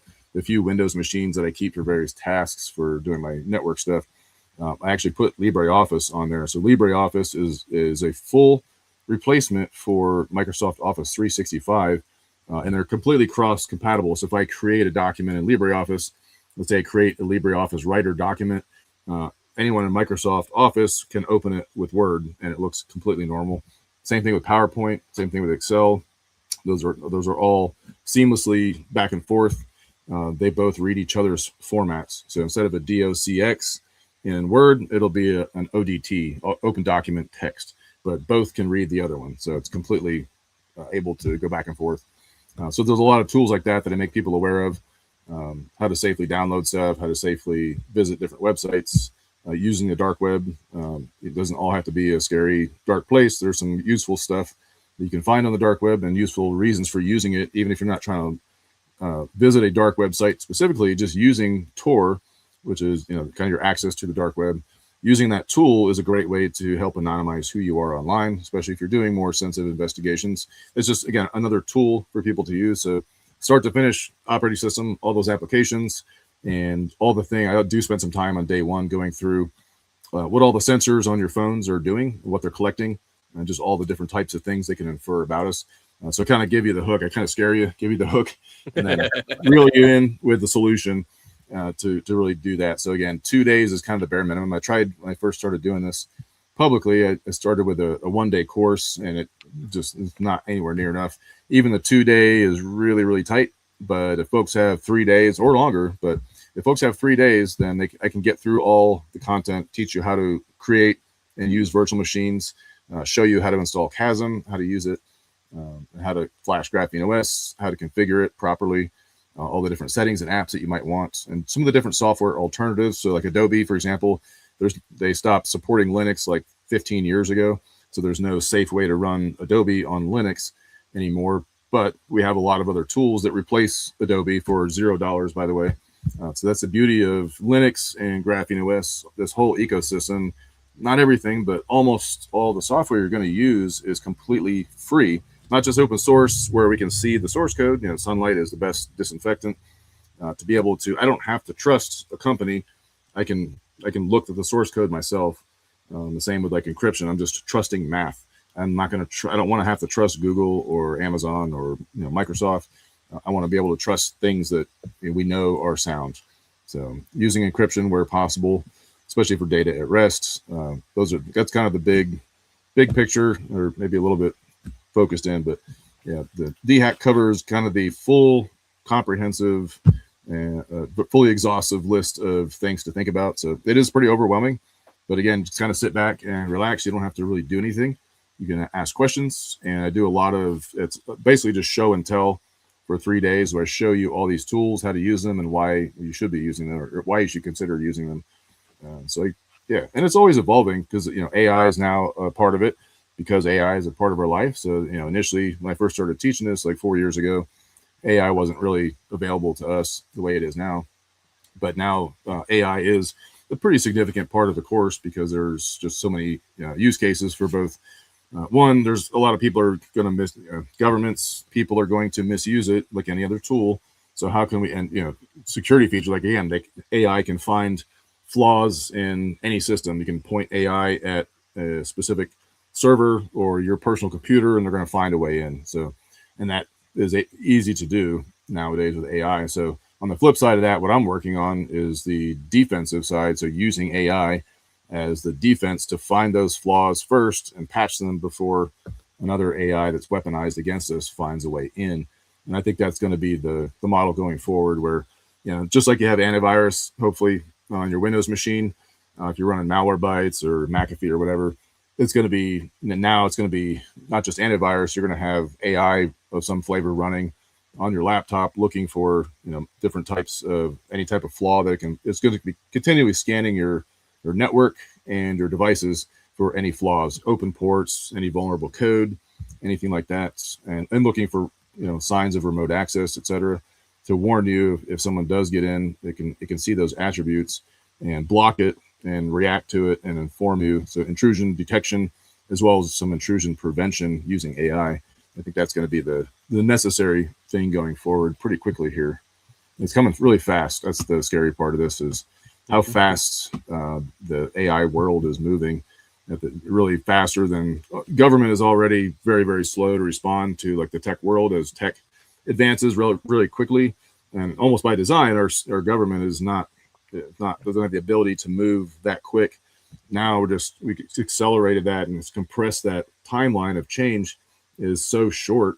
We're not going to be able to regulate fast enough. And I'm not saying we should necessarily regulate AI, but we're just not going to be able to react to it as quick as we'd like on the defensive side. So yeah, there's a lot to ponder in, I think last year was, pretty decent shakeup, but this year I think is going to be probably one of the biggest changes that we'll ever see or have ever seen up to this point in our lifetimes, for sure. I'm 45. I know you're not too far off. So, we kind of grew up in that analog age. I didn't have a cell phone until I was like 23 or 24. And now, kids have them almost after delivery. You get access to technology right out the gate. So, so I kind of see I'm, able to go out, turn my phone off, and go to the woods and just, check out from the internet for a while, away from keyboard, as we say. But yeah, it's coming at us pretty fast. But again, there's a lot of short, easy things you can do to defend yourself. The one thing I'll put out there as well, myself included, none of you are going to feel like you're ready to take the plunge, if you will, into the digital privacy. You're like, well, I don't have time to learn a whole new operating system. I don't have time to transfer my phone. And I promise you do. It's not as hard as you think. And you are going to make mistakes. Like, I've been doing this all day, every day, probably have like 20,000 hours doing this stuff. And I still make mistakes every single day. So that's just, we're human. We're going to miss, we're going to accidentally download something we shouldn't. We're accidentally going to not toggle on a setting that we should have, or we're not going to be using, a VPN all of a sudden, or, oh crap. You just accept the fact that you are going to make mistakes in this, and that the best way to learn, and often the fastest as well, but certainly the best way to learn, is to make mistakes, because those stick in your memory. First time you succeed, great, that was awesome. You don't really remember that very well because it just kind of worked out. No big deal. There was no adversity there. But when you fail, when you make a mistake, that imprints on your mind much harder, and you'll never forget that lesson. So that's, I think, one of the key takeaways is just, you can wade into the waters. You don't have to switch your phone overnight. Matter of fact, I tell people, don't do that. Get a Graphene OS phone up alongside your current device and just start using it as much as you can. You don't even need a SIM card. You can hotspot it off of your iPhone or your Google Android, or just connect it to the Wi-Fi at your house. Start downloading the apps, and then just slowly transfer your stuff over. And then only when you're comfortable with that new device, then switch. And you may even want to keep two phones all the time. You may have an iPhone that you use because your family members only will use TikTok, and you're like, I'm not going to put that on my secure Graphene phone. So Maybe you do run two phones permanently, but there's a lot of tricks. Even with Graphene OS now, there's you can always do multiple profiles, just like in any other phone. So that helps kind of sandbox, keep things separate. But it's not the most convenient. So they do have one that came out about a year ago called Private Space.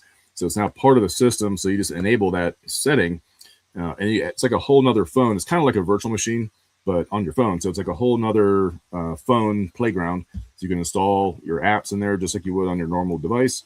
But it's separate from the main profile. So you can, if you absolutely must install TikTok and Facebook and all that other type of junk, the big tech apps, as they call them, the non-free and open source, the non-FOSS applications, the big tech data hoovers, put those in your private space profile.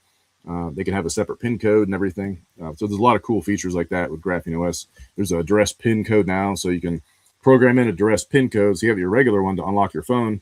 Then you can have a separate one that will actually trigger a full wipe. So by default, these are fully encrypted end to end. There's no way to get into these things. Like even the secret squirrel boys of the NSA, as long as you do like auto reboots and set a good strong PIN code on these, no one's getting in. So they're very, very secure. But they also work really good. I think they're, if you know Android, if you're one of the probably about 30% of you that are on Android, it's very little learning curve. There's always some learning curve, but it's very, very small. The biggest learning curve is just where to get applications from is going to be a little bit different, perhaps. You can still use Google Play Store, but coming from iPhone, so the 70 to 80% of you that are on iPhone, it will be a little bit of a learning curve, but it's really not that bad. It's pretty quick. So yeah. And then we got a question from the audience again. My ghetto fabulousness here because we love it. We got duct tape everywhere. So the question comes from Ted. He says, "Is there a way to verify that Pixel phone does not have on-built hardware that can act without consent?" Are you talking about like the age verification stuff? Is that, I guess, might be hard to do it through text, but. Hey, Ted, if you're listening, hey, listen, is that age consent? And then BCG says, hey, I like that. And the age consent stuff is popping up. That's one that I'm watching closely, as are a lot of people. So some distributions have already said, yes, sir, we'll go ahead and bake that into our operating system. No problem. And that's obviously a huge invasion of privacy because it's not just verifying your age. The way they do that is by identifying you. It's not just, hey, how old are you? It's, hey, who are you? So that is a huge privacy threat. And especially when that's baked into the operating system level, that's no bueno. So Graphene OS is one of the few right out of the gate without missing a beat, without thinking about it. They said, we refuse to participate and we'll never bake that into the operating system. And if there's even if that's not what you're talking about, if it's something similar to that, you can rest assured that if it's something we don't want, from a privacy or security standpoint, Graphene OS is not going to participate. They're not going to program that in. That's why this project exists, is for that maximum privacy, maximum security. And so far, they've held up to their word. They are working on another phone, by the way, so they don't forget. Because a lot of folks will ask, hey, I have a Samsung or fill in the blank phone. Can I flash Graphene OS to it? And the answer is no. Even if you have a Pixel, the answer is still probably no, because it's carrier locked or not fully unlockable. So you do have to get the OEM unlocked version of the Pixel phone to flash Graphene OS, but they are in cahoots with Motorola now. So sometime, I have no idea when, but sometime in the future, more than likely there will be a Graphene OS option on a specific Motorola phone. So we'll definitely be testing those out as soon as those are available. But right now you can get Graphene OS on everything up to a Pixel 10. So they're, again, pretty easy to flash. For folks that are looking for phones and they want Graphene OS, me personally, I think the 8 models are the best to go right now, just because they're very cheap, because there are a couple models behind, right? So we're on the 10 right now as of, I think it was September, October last year. So the 10's the newest one, but it's also the most expensive right now. And really from the 6 forward, I still run a 6 Pro. One of my backup phone is a 6 Pro. I'm running a 7 Pro right now with a nice broken screen, by the way. Character building. But the 8 Pro or the 8 or 8 Pro, any of the 8 models, they're very, very cheap.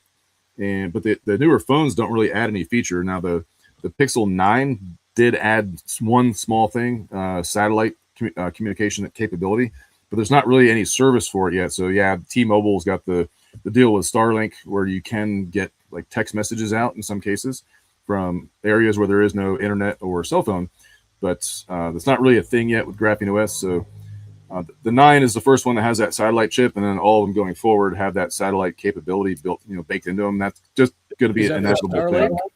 It's going to be a Starlink for now, but I know there's at least one other.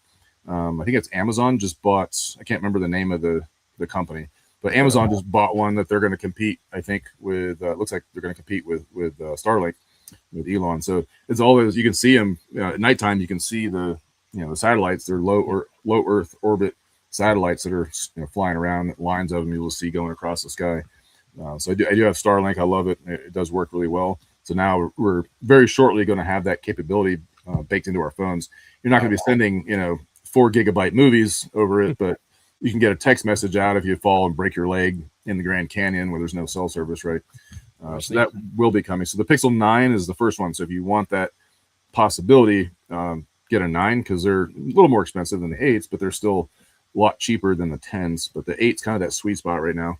If you're looking to buy one, I would just go with an 8 or an 8 Pro. Well, hey, and then Ted clarified it. He says no for for example, the chip and wait, let me see this. Make sure I get this right. No, for example, the chip the phone used to communicate over Wi-Fi, the hardware layer. Are there chips that can communicate and prevent them? Yeah, so far there hasn't been anything found because that's always been obviously a very big concern. If we have something that's basically below the operating system and baked into the hardware level. So, for example, when you boot up, even with Graphene OS, when you boot up your phone, just like a computer, even though it's got Graphene OS, there's no more Google. It's completely stripped off the phone with this custom operating system, Graphene OS. That hardware, you'll still see the Google logo or just say Google with their colors flash up on the screen as it boots up. But that's the same as if you flash Linux to a Dell laptop computer. When you boot the computer up, you see that Dell pops up for a second and then it continues to boot. So that's baked in below the operating system level at the hardware. So most of the phones, I believe, are all system on a chip, where a lot of the stuff is basically imprinted onto one circuit board, right? So they're not assembling pieces anymore. So you can't swap out your Wi-Fi card or your Bluetooth module. It's all kind of baked into the one chip. And so the biggest question that we had, of course, as privacy and security enthusiasts, unlike some of the tech channels that I run in, people, not myself, I haven't done a ton myself, but there has been a pretty extensive testing on to see, is there any other signal that's coming? Is there for example, regular Apple and now Google does this as well, I believe. But I know Apple started this with the Bluetooth mesh network. So we think of Bluetooth range as 30 feet, your earbuds, headphones, stuff like that, your speakers, but that's Bluetooth. There's Bluetooth low energy using the same chip. It's basically juiced with a little more power, and that range is actually up to 1/4 mile in line of sight, so a little bit less in urban environments where there's buildings. But that's baked in. So even when the phone is off, so your iPhone or your MacBook or your Apple Watch, all those Apple devices, and now Google devices as well. But all those devices, even when they're off, they're pinging off of each other via Bluetooth. Now it's a really low bandwidth. Bluetooth is not, you're not going to stream movies over it. So you're not sending a lot of data, but it's sending location data through this mesh network via the Bluetooth. Again, with the phone on or off, doesn't matter. So is there something like that could possibly get baked into the Pixel devices themselves that's below the operating system that somehow is able to reach inside the OS and report telemetry or do something, trigger something nefarious on the device? And so far the answer is no. There's not been anything discovered that I'm aware of. So that's the good news. But again, the bad news is, we don't manufacture the chips. We don't truly know what is lurking under that layer, right? So the big thing is looking for any possible, Bluetooth, Wi-Fi signal. GPS is listen only, but is there any other type of, is there a radio signal? Is there any type of, SATCOM that's happening on the device? So far it's passed with flying colors. So yeah, as long as they said no to the age verification stuff, they would not use a device that does those type of things. That defeats the whole purpose of the Graphene OS project. So far the developers over there have been going on donations. So they have been receiving a pretty decent amount of money from what I gather. So as long as they keep going, we have a legitimate operating system. There's a few others. There's Lineage. Some folks will ask sometimes. I will do Calyx OS is another one, CALYX. So Calyx OS and Lineage both are not de-Googled. they use micro G. So it's essentially, they're still using Google under the hood for a lot of the functions of the phone. But those are other options. I would rather use a Calyx OS phone than, a regular Android. Certainly better than an iPhone. But there's just nothing else out there. There was like LEOS is another one. It was out there. There was a few others out there that one of them unfortunately went under. Divest OS was probably the other one that if Graphene OS dried up and blew away tomorrow, what would I use? Up until about a year ago, it would have been Divest OS was another really good one. But LEOS is another one that's available now. But Graphene OS is the only one that's truly de-Googled and stripped of all the Google stuff. And so far, the Pixels, if they chose a phone just because of the security of the hardware itself, is very, very good. Well, the best that's out there so far. So curious what they see with Motorola, and keep an eye on the supply chain, where the stuff comes from, and just monitor that. I'm curious because they've promised stuff in the past, like, hey, we're going to release X feature in the next 6 months.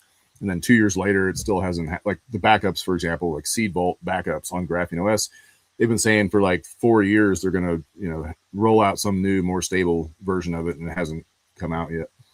So I do hope the Motorola phones come out because we have seen some stuff with Google with Android 16. So AOSP is the Android open source project maintained by Google. It's still open source, and you can still use it to develop your own platform like Graphene OS or Calyx or these Android-based systems. But the way that they basically hid some of the tree of code, they basically hid some of that, so the developers at Graphene OS or anybody else essentially have to backwards engineer that to figure out what that is, and that's above. I'm not a developer or programmer, so that's a lot of that stuff is above my pay grade, so to speak. But Google is intentionally, at least it feels like, I don't know for sure, but it does look like Google is making it intentionally more difficult for those other developers like Graphene OS, Calyx, Lineage, etc., to basically create their own ecosystem. It just creates more work for the developers to backwards engineer that stuff.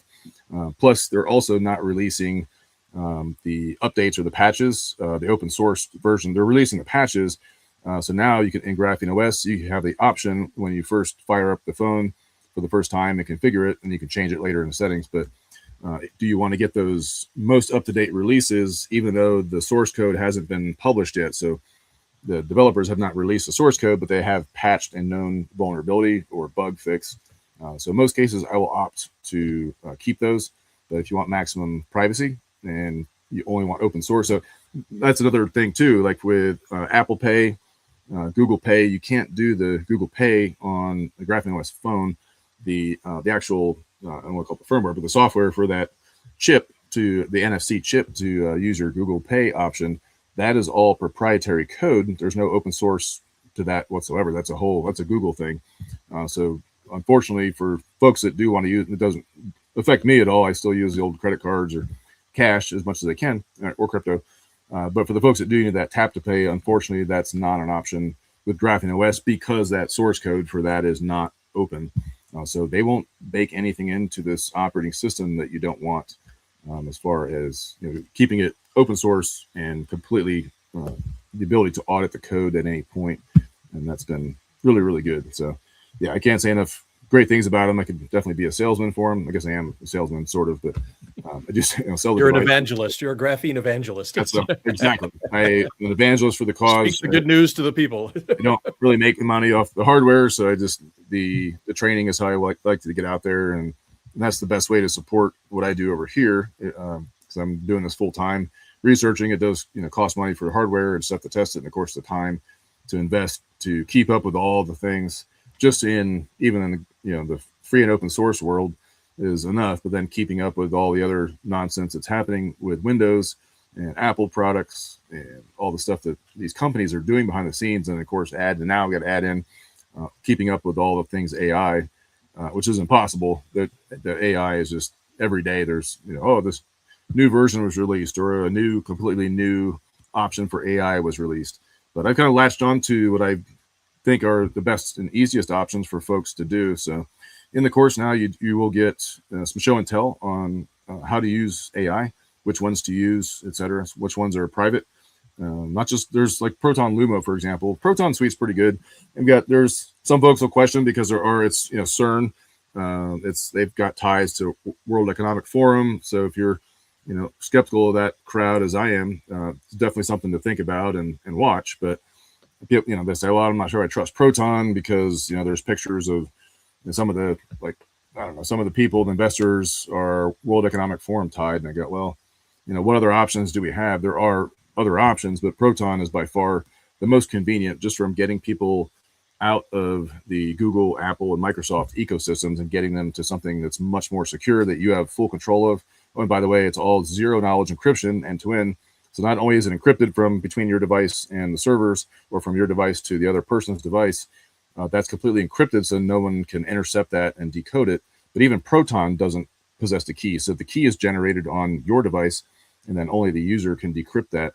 So even Proton can't see your searches using their AI is called Lumo, Lumo. So Lumo is their private AI. It's not as good as ChatGPT or Anthropic, but it's not bad. I use it every day in conjunction with the other stuff. I use a lot every day, but Proton's one I use every day because if you do have a document, like say you're feeding it medical records to help try to diagnose an issue with you or a family, your loved one, whatever. I feel safe putting that information that it contains PII, social, address, things that I would never give to Anthropic or ChatGPT, OpenAI. I'm not going to give that stuff to those companies. But Proton Lumo, I'll absolutely upload it. But it just provides that ecosystem, email, VPN. You get cloud storage. Now Standard Notes is owned by them. Great note-taking app that I use every day. You get a lot of a password manager. You get a authenticator application now for your two-factor authentication. So you get a lot of stuff. And by the way, that's all free because it's freemium, right? You always question something that's free. Free VPN or free email. So you have a Gmail or Yahoo Mail. Why is it free? That's the first question I want to know is how do you pay the bills? Because hosting an email is not a small feat. That is something that most people should not do. Even if you know how to do it, you should not, in most cases, host your own mail server. It's challenging from a security standpoint and maintenance. You have to have physical space, land. You got to either rent or buy, pay taxes on. You need electricity to run it. You need a building, which has to be the code and everything else. You need staff to build it, staff to run it. You need internet. There's a lot of things you have to pay for to provide an email service to someone. So how is it that you can provide this, bulletproof, wonderful, convenient email for 100% free? It doesn't make any sense. But it does as soon as you realize the surveillance capitalism. The model is we collect all of your data, meaning it's not like a human necessarily is reading through all of your emails, although they very well could. It's just the robots are ingesting all this stuff. And now that we have AI, we're making it's just much more of a privacy threat and even a security threat. All that stuff is just out there for these companies to see. Now, in most cases, it's pretty secure. Google does a good job on security in most cases. So your information is secure from your Google Android phone to Google servers. The problem is the difference with Google as opposed to Proton, they have the decryption key. So they can see even the email that the angry email that you drafted up, but then you never hit send, even that's recorded. Anytime you push send on a text message, an email, anytime you receive a text, or email, or phone call, that's all completely recorded forever. So that's what my training is geared to, kind of unplug from the matrix and get tools like the Proton Suite. You can get on it for free, start using it, and if you like it, then you can do the first paid tier. Just wait for a sale, get the first paid tier. And there's other stuff. If you're 100% set against Proton for one reason or another, I don't agree, but that's fine. There's other options like Tuta, Tuta, formerly Tutanota. They offer a similar encrypted email. It's not as generous on the free tier, but there are other encrypted email options. But yeah, Proton's by far the easy button. They have a one-click. So your Gmail, for example, let's say I don't even recommend dumping it. Keep your Gmail, because you might have contacts in there from 10 years ago that are trying to reach you all of a sudden. You might want to get those messages still, or there's just data in there that you want to be able to search, or maybe you just want to keep using it, but then stand up another private email, so you've got two different things going on. You can one click, you can import all of your Gmail into Proton, and now you can monitor, you can send and receive emails as your Gmail address from within your Proton Mail. So you have both Proton Mail and your Gmail. That's only on the paid Proton tier, but you can import all the email. So you have 10 different email addresses with Yahoo, AOL, different companies. You can import all those into Proton. That way you've got one user interface for all the emails. There's stuff like Thunderbird, for example. There's email clients. So there's a lot of One options. thing I liked about the Proton is it had the anonymous, I can't even say it, the anonymity layer, right? So if you're logged into like, Jiffy Lube, right? And you're trying to schedule an oil appointment, it'll say Jiffy Lube 123@pm.me, right? Yeah. It minimizes it, but it comes to your email. So when Jiffy Lube's database gets hacked, they're not that email only exists for Jiffy Lube, not for you. So it's a little exactly. It's an easy way to see who's selling your data. Because when I could go to I go to Toyota, same deal. I go to Toyota. I just run like 33 mail. There's alias email now, Anon Addy. There's like Gorilla Mail. There's a bunch of them. But I'll just put in. I've got one of these kind of on the fly. I'll just say like, I'll make up an email. I just know the actual email address. Everything after the @ symbol, it'll be like graphenegoat.simpleLogin.com or graphenegoat.33mail.com. So whatever handle you grab, it's going to be that same for every email. So then when you go to Toyota to get an oil change and they require an email to get your 10% coupon or whatever, whatever it is, I just put, 10 December 2025 or Toyota at graphenegoat.33mail.com. That goes into my Proton email. I can filter and sort those. So if I don't want to see them, I can filter them out. I can search for them, put them in their own folder, tag them. There's a lot of options, but that gives you a lot more control. Just like with everything with privacy, whether it's talking about payments, viewing YouTube anonymously, VPNs, everything is about, and alias email, everything is about putting a proxy between you and that thing that you're trying to access. So in the case of like YouTube, they're collecting everything, like where your mouse is on the page, how long you watch the video, and where you stop. I dwell. Yeah. Now, they know your I dwell, right? Where are you looking on that specific ad, right? Where you're looking, how fast you're scrolling Facebook, how fast you scroll, and which posts do you spend more time on versus which ones do you blow past. So all that data is being collected. And of course, IP address and all the attributes about your machine. So using stuff like FreeTube, for example, is a really good one that's now both not just desktop, but also mobile. There's a ton of them for mobile. It's like NewPipe, Pipe, Libre Pipe, or Libre Tube. The FreeTube is a really good one that I use, Brave NewPipe, etc. There's a lot of, call them front ends for viewing YouTube videos, and they function exactly like YouTube, except you don't sign in, you don't give YouTube near as much data. So the alias email is the same concept. So you're trying to stay safe and anonymous and just protect your true email address.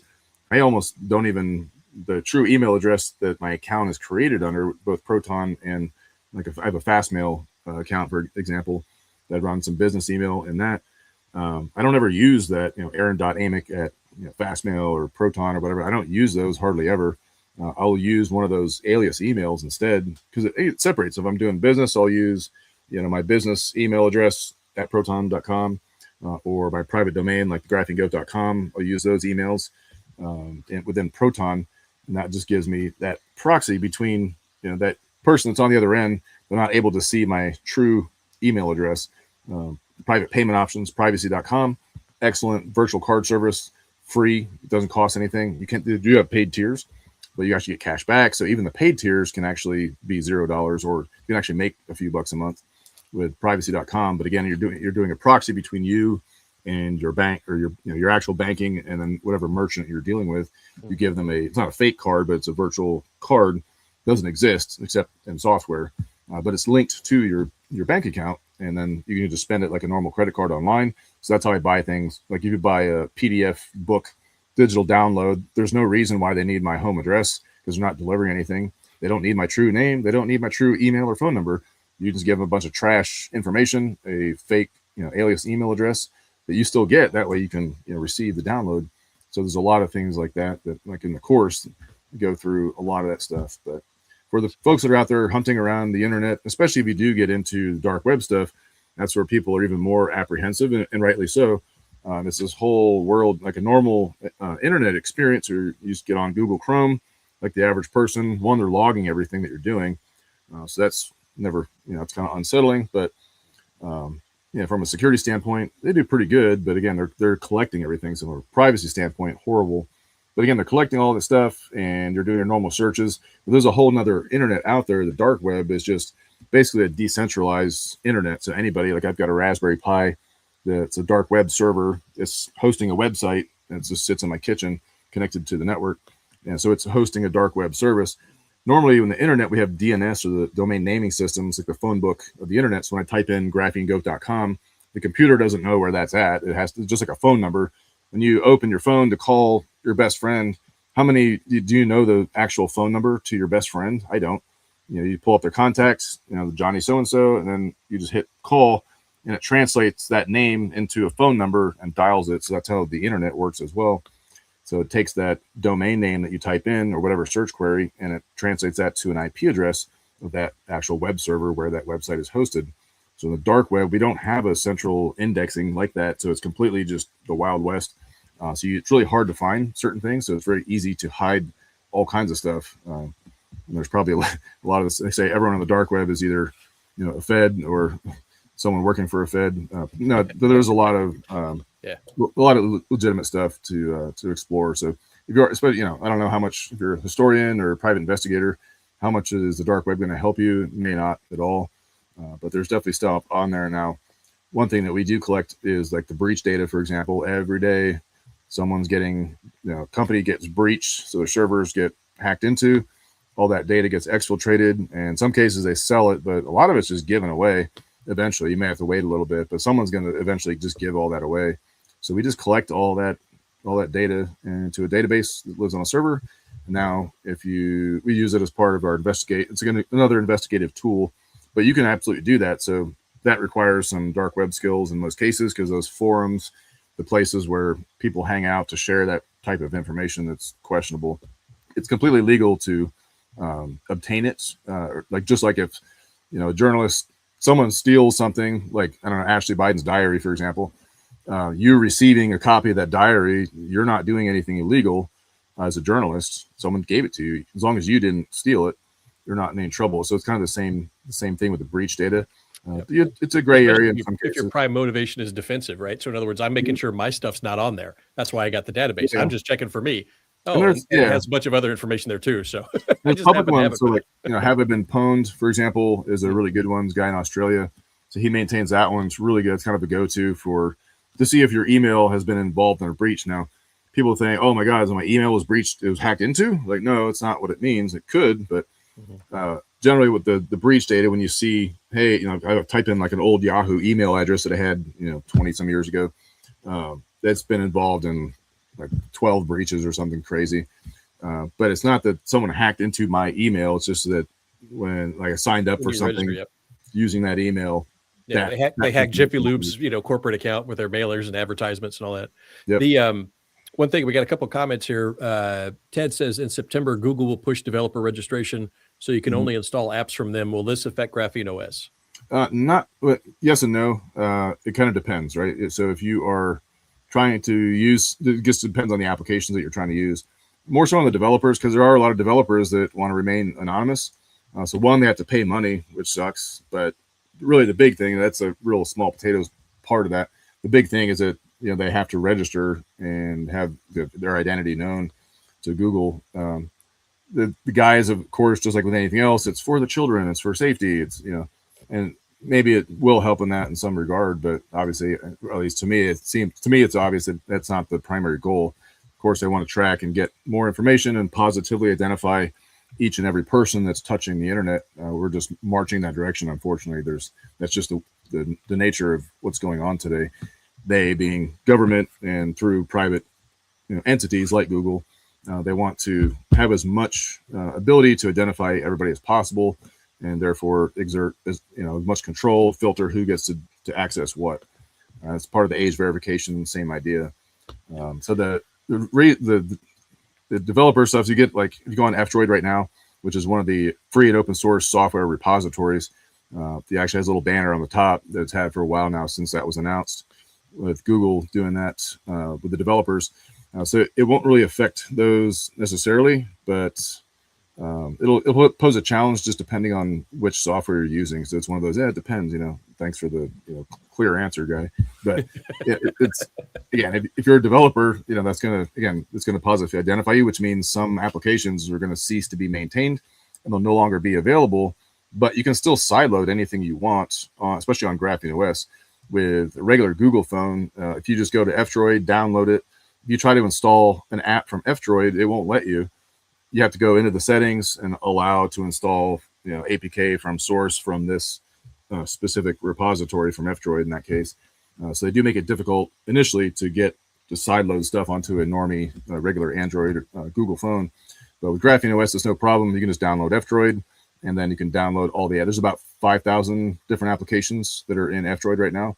There's Obtainium is another way. It's basically like a GitHub repo of sorts that's got free and open source software, stuff that's generally desirable and safe to use. Safe meaning not big tech junk. It's open source, trustworthy software. And there's other places like Aurora Store. Again, we talked about proxies. Aurora Store is the way that we can get any application, free, open source, and all the other, or TikTok, Facebook, everything, your bank, all the banking software and stuff. That you can still pull that through Aurora Store. It's pulling it from the Google Play Store, but it's just doing it through that proxy. So you're reaching out to Aurora Store servers, and you're saying, hey, I want to download TikTok. Hopefully not, but you want to download this application. Now Aurora server is going to forward that request to Google and pull that application down and then give that to you on your device. And that way, it puts a middleman, a proxy. And that way you can safely download something from the Google Play Store without giving Google all your information, or really much of any information. So that's the side loading is not really going to affect Graphene OS at all. So those apps that are out there, the APK files, like Proton, for example, you can fetch some of them in F-Droid, but most of them you have to go to Aurora Store or the Google Play Store to download those. But if you go on Proton's website, you do this carefully because you don't want to just download some sketchy APK from, Proton with 2 N's.me or .com. It's houseofproton.org. Yeah, it's like typo squad. You don't want to. You have to be very careful where you download this from. But Proton site, like Signal, for example, if you use Signal application, hopefully you do. That's my primary go-to. But you can fetch that through Aurora Store or F-Droid too nowadays. But you can actually download the raw APK file. So this Android package kit, it's just an app. That's what you're downloading when you touch the Google Play Store. It's fetching an APK, but it's been signed and it's been verified by Google. So now going forward, those applications are the ones that are going to be subject to the identification of the developer itself. So in some cases, it won't matter because the developers are already well known. But for those that aren't, they want to remain anonymous, they're just not going to be able to do that. So I still don't know the full impact of what that's going to look like, a year, 2, 3 years from now. How much is that going to affect us? I don't quite know yet, but so far so good. I'm not overly worried about that one. The big one for me was just the age verification. That's an ongoing concern still. We're not done with that yet, by the way. There's been some positive movement to kind of squash some of that. But that we're seeing that again, some developers of Linux are just capitulating, and it's tough. It's like Proton. If Switzerland suddenly changed a bunch of privacy laws, which they are, there are some laws that are up for debate, I guess. But if Switzerland suddenly says, hey, you have to start logging IP addresses of everyone that uses your VPN. I mean, Proton has a choice. Do you want to exist as a business, or do you want to get fined into oblivion? One way or not, you have to pick one or the other. So those are the difficult choices. So no different with Google. But the big one for me is the age verification or things like that. And even it was really concerning last year when when Android 16 came out and Google changed the way that they basically hid the source code, the tree. And again, I'm not a developer, so a little bit Greek to me. But that was extremely concerning because anything that jeopardizes Graphene OS, their ability to maintain the operating system is what it is now. That's highly concerning because that's the device I use every day. So keeping a close eye on it. Again, we don't have a lot of hard answers on what that's going to mean, but at the end of the day, again, we can still download stuff directly. So maybe TikTok's not going to be, well, that's a bad example. The bigger ones are going to be fine. They're going to be the same. But yeah, the ones that the free and open source stuff, on F-Droid, we'll still always have the ability to download and use those. It just means you may not be able to do so on a regular Google phone. But again, with Graphene OS, so far, no concern with that yet. But again, we're seeing all that assault, that march towards eventually shutting this down. Meaning like France and some other countries in Europe were within the last 4 or 5 months were, criminals use this Graphene OS thing. They probably do, right? Just like any other criminals use cash. Criminals drive Hyundais. Hitler criminals used drive cash. cars. It's like, yeah, it's like crypto. You know, criminals use crypto.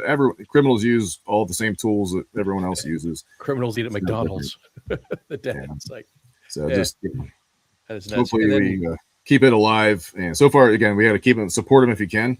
So if you can donate to them, great. Any open source project, if you like, you know, Signal, for example, even CIA was funding Signal like $30 million or something a year, like pretty significant. So there's, you know, just like with that one, if you're a CIA operative in fill in the blank country, do you want some obscure, super secure, but some obscure application that no one else uses? Well, no, you want something that's ubiquitous, that you blend in with your environment because everyone's using it. So, and same with like, you know, Proton. I don't have to trust Proton specifically because they're good at keeping their stuff open source. So I don't have to trust Proton. I don't have to trust the World Economic Forum or, you know, whatever ties they may have with Proton. As long as I have open source code and, you know, we can audit that, I just have to trust math. You know, I can see how the encryption is baked in, verify that it's not programmed to collect telemetry and send it back unencrypted to Proton. You know, that as long as we can verify that, the open source is the key. And that's the same with the operating system is the most fundamental. So anything that jeopardizes the operating system, the other thing that concerns me that I'm actually kind of surprised I haven't really done yet, probably a reason there's a lot, like, again, the web servers, most of the stuff that you use out there in the world, like space shuttles, aircraft, your smart fridge, your smart toaster, your car, it all runs on Linux, or most of it. It's almost all Linux under the hood. It's just the normies get to use the Windows trash. You know, Microsoft or Mac at least works pretty good, but again, it's still spyware. But my concern is because of the ability for anybody on the internet with a web server, whether that's Facebook or someone like me with a small little website, we all have the ability. If you go to, I'll do a screen share real quick, see if I can dox myself a little bit. Let's go. Tell me when to share it. Go ahead. Go to deviceinfo.me, so deviceinfo.me. Again, I'm going to dox myself here, but I'm going to decline all the... You've got that big dog protecting you. I don't know what you're worried about. So. Yeah, we do. Yeah, we like guns too. So. But yeah, this is an example. The dog likes guns. The dog, yeah. Well, as long as you shoot him, he gets a little upset. But so this is just an example of all the attributes. This is when we talk about fingerprinting. This is what I mean. These are all the things that can be seen about us. So I'm using Brave browser right now, so it does a pretty good job of obscuring a lot of this. So they have what's called fingerprint resistance. So it's actually resisting, but even there's detection to detect if you're resisting the fingerprinting. So again, there's fingerprinting. He's up to something. He was masking it. Yeah, it's like, oh, he's using something to obfuscate his, because you can there's different extensions you can get for like Firefox, that multi-count container, and there's one user agent switcher. So you can actually appear like you're coming from a Windows operating system when in fact you're on Linux or Mac or whatever, vice versa. So you can actually change a lot of the stuff. But just even with all that enabled, like the size of your screen, for example, like how many pixels, the actual size of your screen. If you have mouse, microphone, cameras, how many you have, are they enabled? If you have are you using a VPN or not? So it's VPN not detected, and I am using a VPN. Are you using Tor? There's my IP address of my VPN server. And so all the, your location. So this grid location, right? That's the grid location, not where I'm standing, but that's the VPN server. But if you didn't have a VPN, that would be your actual grid of where you're standing right now. So that's not good. So all these things you can see about anytime you touch a website, all this information is visible. Again, you can detect microphones that are present, cameras, all these attributes, keep scrolling, but all these can be seen about you. So that's what they're collecting on. And so it's not just your IP address. And this is why I say like a VPN, it's still a very necessary, useful tool, but it's not an end all be all. The VPN is just one that's just showing an IP address, and it's encrypting your traffic. So it does offer a lot of protection and security, but they can still see all this other data. So if you don't take measures to obscure that, that can all be seen about you, so that every click you do on the internet is collected, and it's actually pretty easy to unmask They did. There was a nonprofit that was using a employee screening before they were hiring, and they were looking at the extensions. They wanted to know the extensions that the people used, and if they were doing like news filters or something, like if it was left right, they were looking at that, and they were actually screening based upon the extensions they were using in browsers that they detected from this other company that was talking to us, and they're like, hey.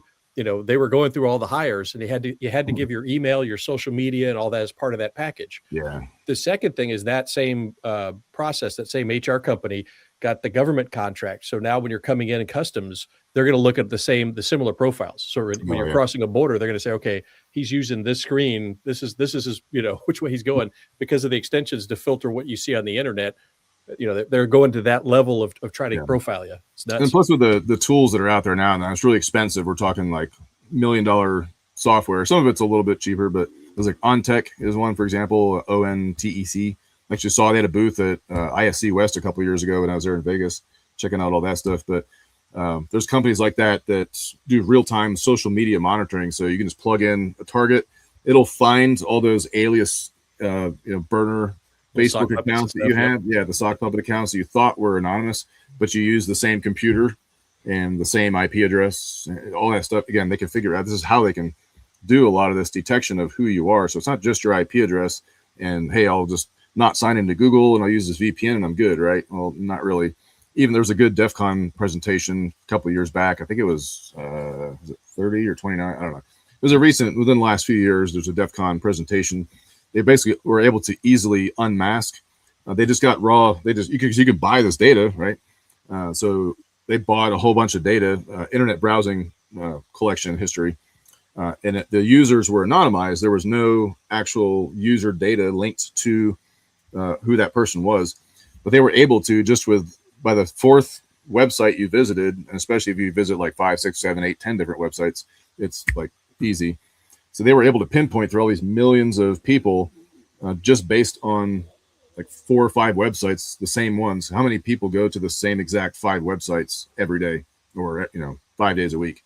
Down to like, well, there's only 4 people that go to these 4 websites every day. And they were able to unmask like a judge, different public officials and say, oh, this judge was searching for, medicine for herpes, cleanup or herpes or something. Stuff that's really private that you don't want out there, even though the data was, quote, anonymized.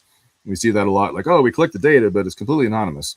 Well, that's bullcrap. With internet, your browsing history, it doesn't take very much. If you got 50 tabs open and it's constantly making connections every day, as long as they collect that, which they are, all this type of data, like they're able to attribute all that data and positively identify you in so many different ways using this fingerprinting that they're doing. So that's my biggest worry, is using that type of data with the capabilities to do that. One of those on this device info.me that you see on the screen is the detection of the operating system. So what if we have some law that gets passed where, hey, because of terrorists, we got to save all the babies from the fire and save the children. We have to verify every single person that visits every single website. Now they're like saying, oh, well, you can only visit this website if you're on a, quote, approved government device. So Windows, Mac, iOS, or Google Android. But if you're coming from Linux, or if they detect that you're on a non-standard, non-approved device, there's nothing like physically stopping them from implementing that change. So that's one thing that's always worried me. I hope it's a long way off. I hope it's never, but I hope we don't ever get to the point where it's like, oh yeah, you can't log into your bank from a Linux computer, right?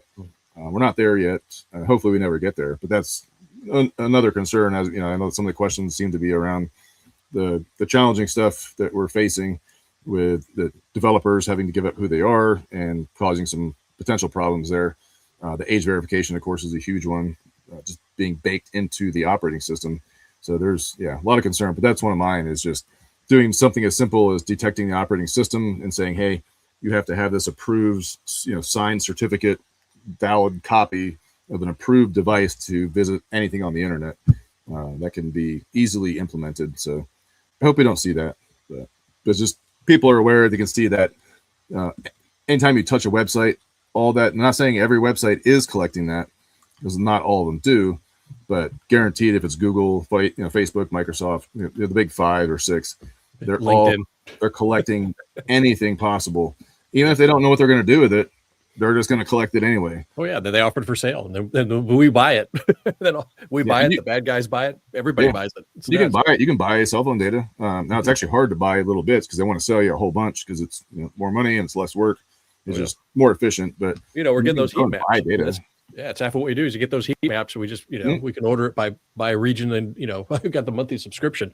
So yeah, it's easy to get that heat map. Yeah, you can see who's with who. Like Google, for example, like they know who's going to win the presidential election probably 9 months out, if not more, because they have a heat map of every single human being in this country, where they live, and you can filter and sort however you want. Like look up like Moonshot, for example, is one of their programs. Jigsaw. Just start looking at Rob Braxman does a pretty good dive into some of these programs. I had a Brax phone. Rob Braxman. I had one of his original Brax phones. Yeah. And he's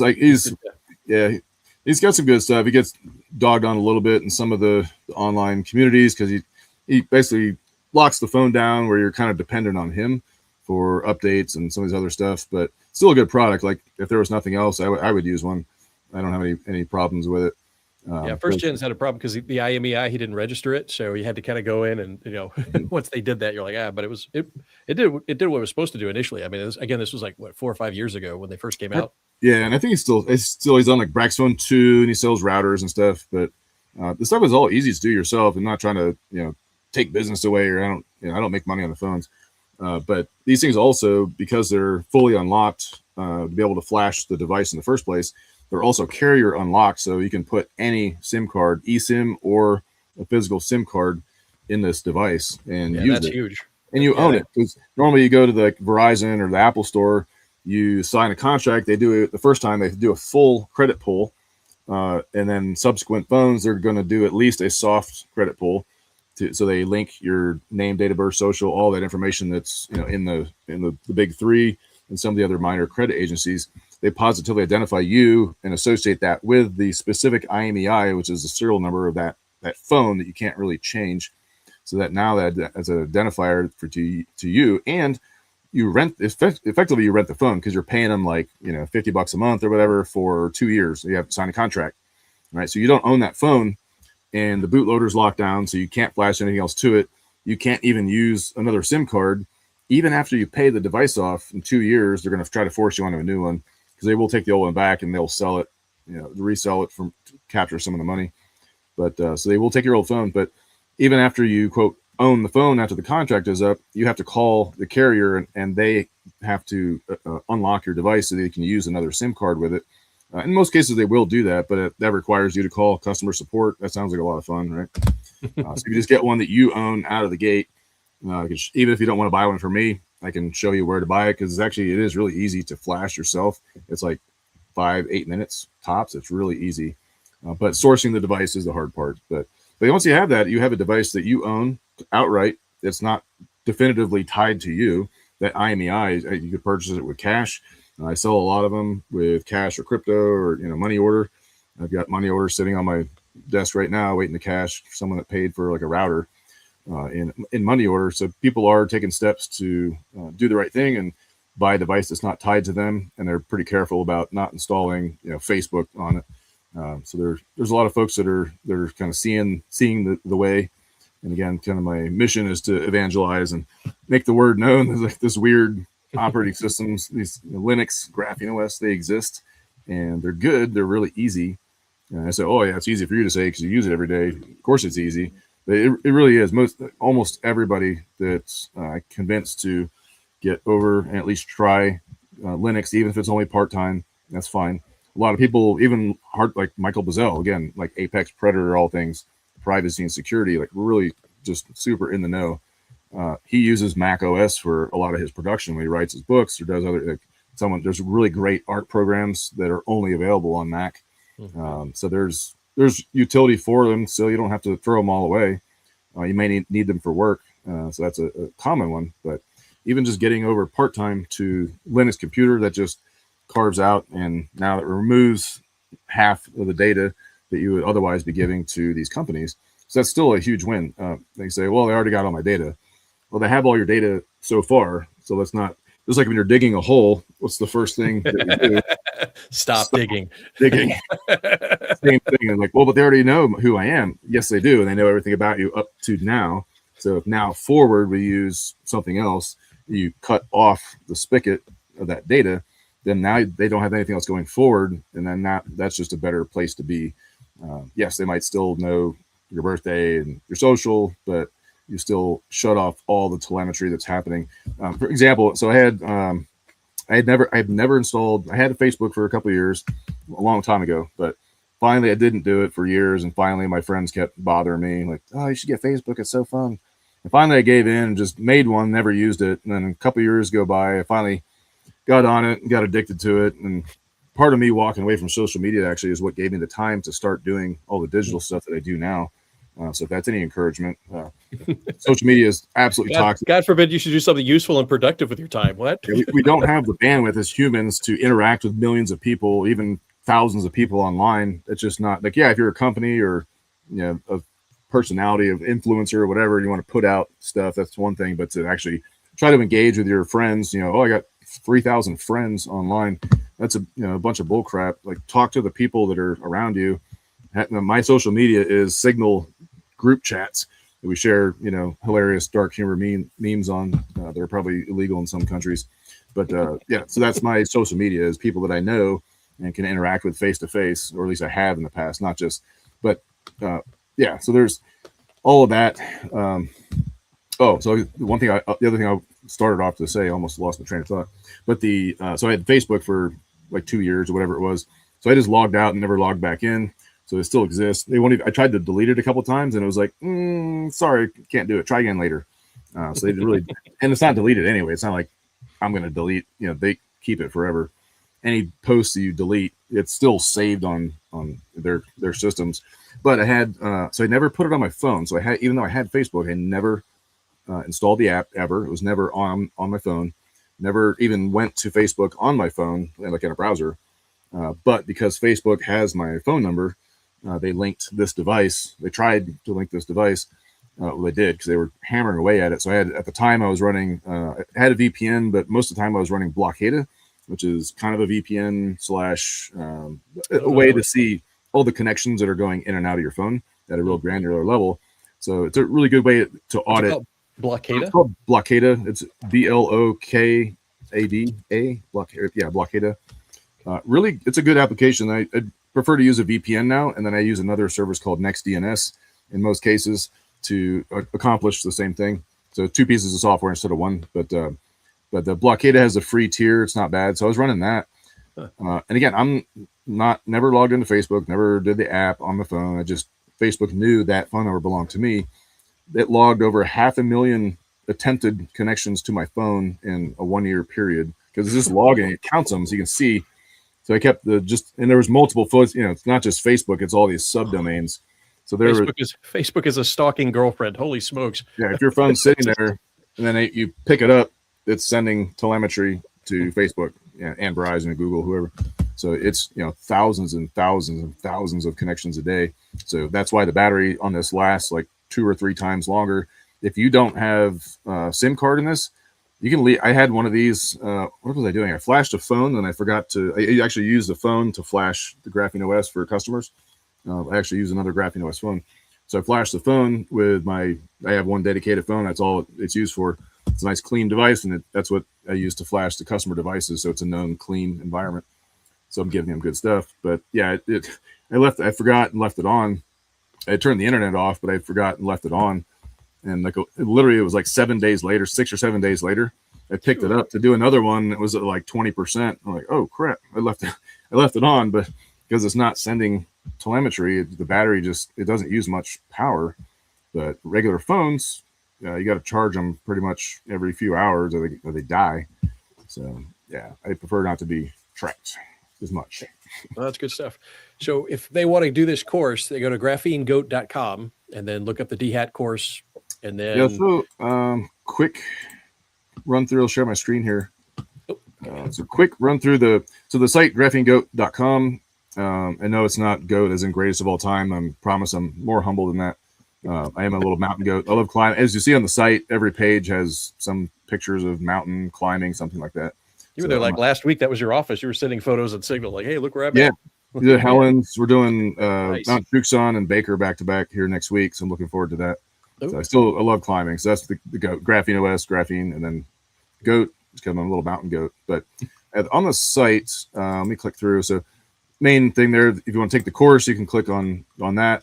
At the top of each page, also, you can just click on this courses icon, like so. But on here, I just did this one locally, and normally I do one in Arkansas in about like late July, sometimes early August.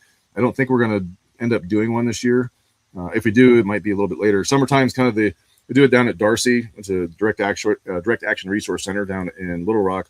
So I know you're going down to Florida too, aren't you? You're going to be in Florida to teach kind of a much longer version of doing like about a 2 to 3 week long training session for a group down there. So we're going to spend better part of a month going through all this stuff in great detail, getting devices set up, and more than just the DHAC content. We'll probably be doing some other ham radio related stuff and some other fun stuff. But yeah, mostly surrounding the digital hygiene and awareness stuff that we teach in the course. So unfortunately, it's hard to get enough folks together to do it at one time because people are busy.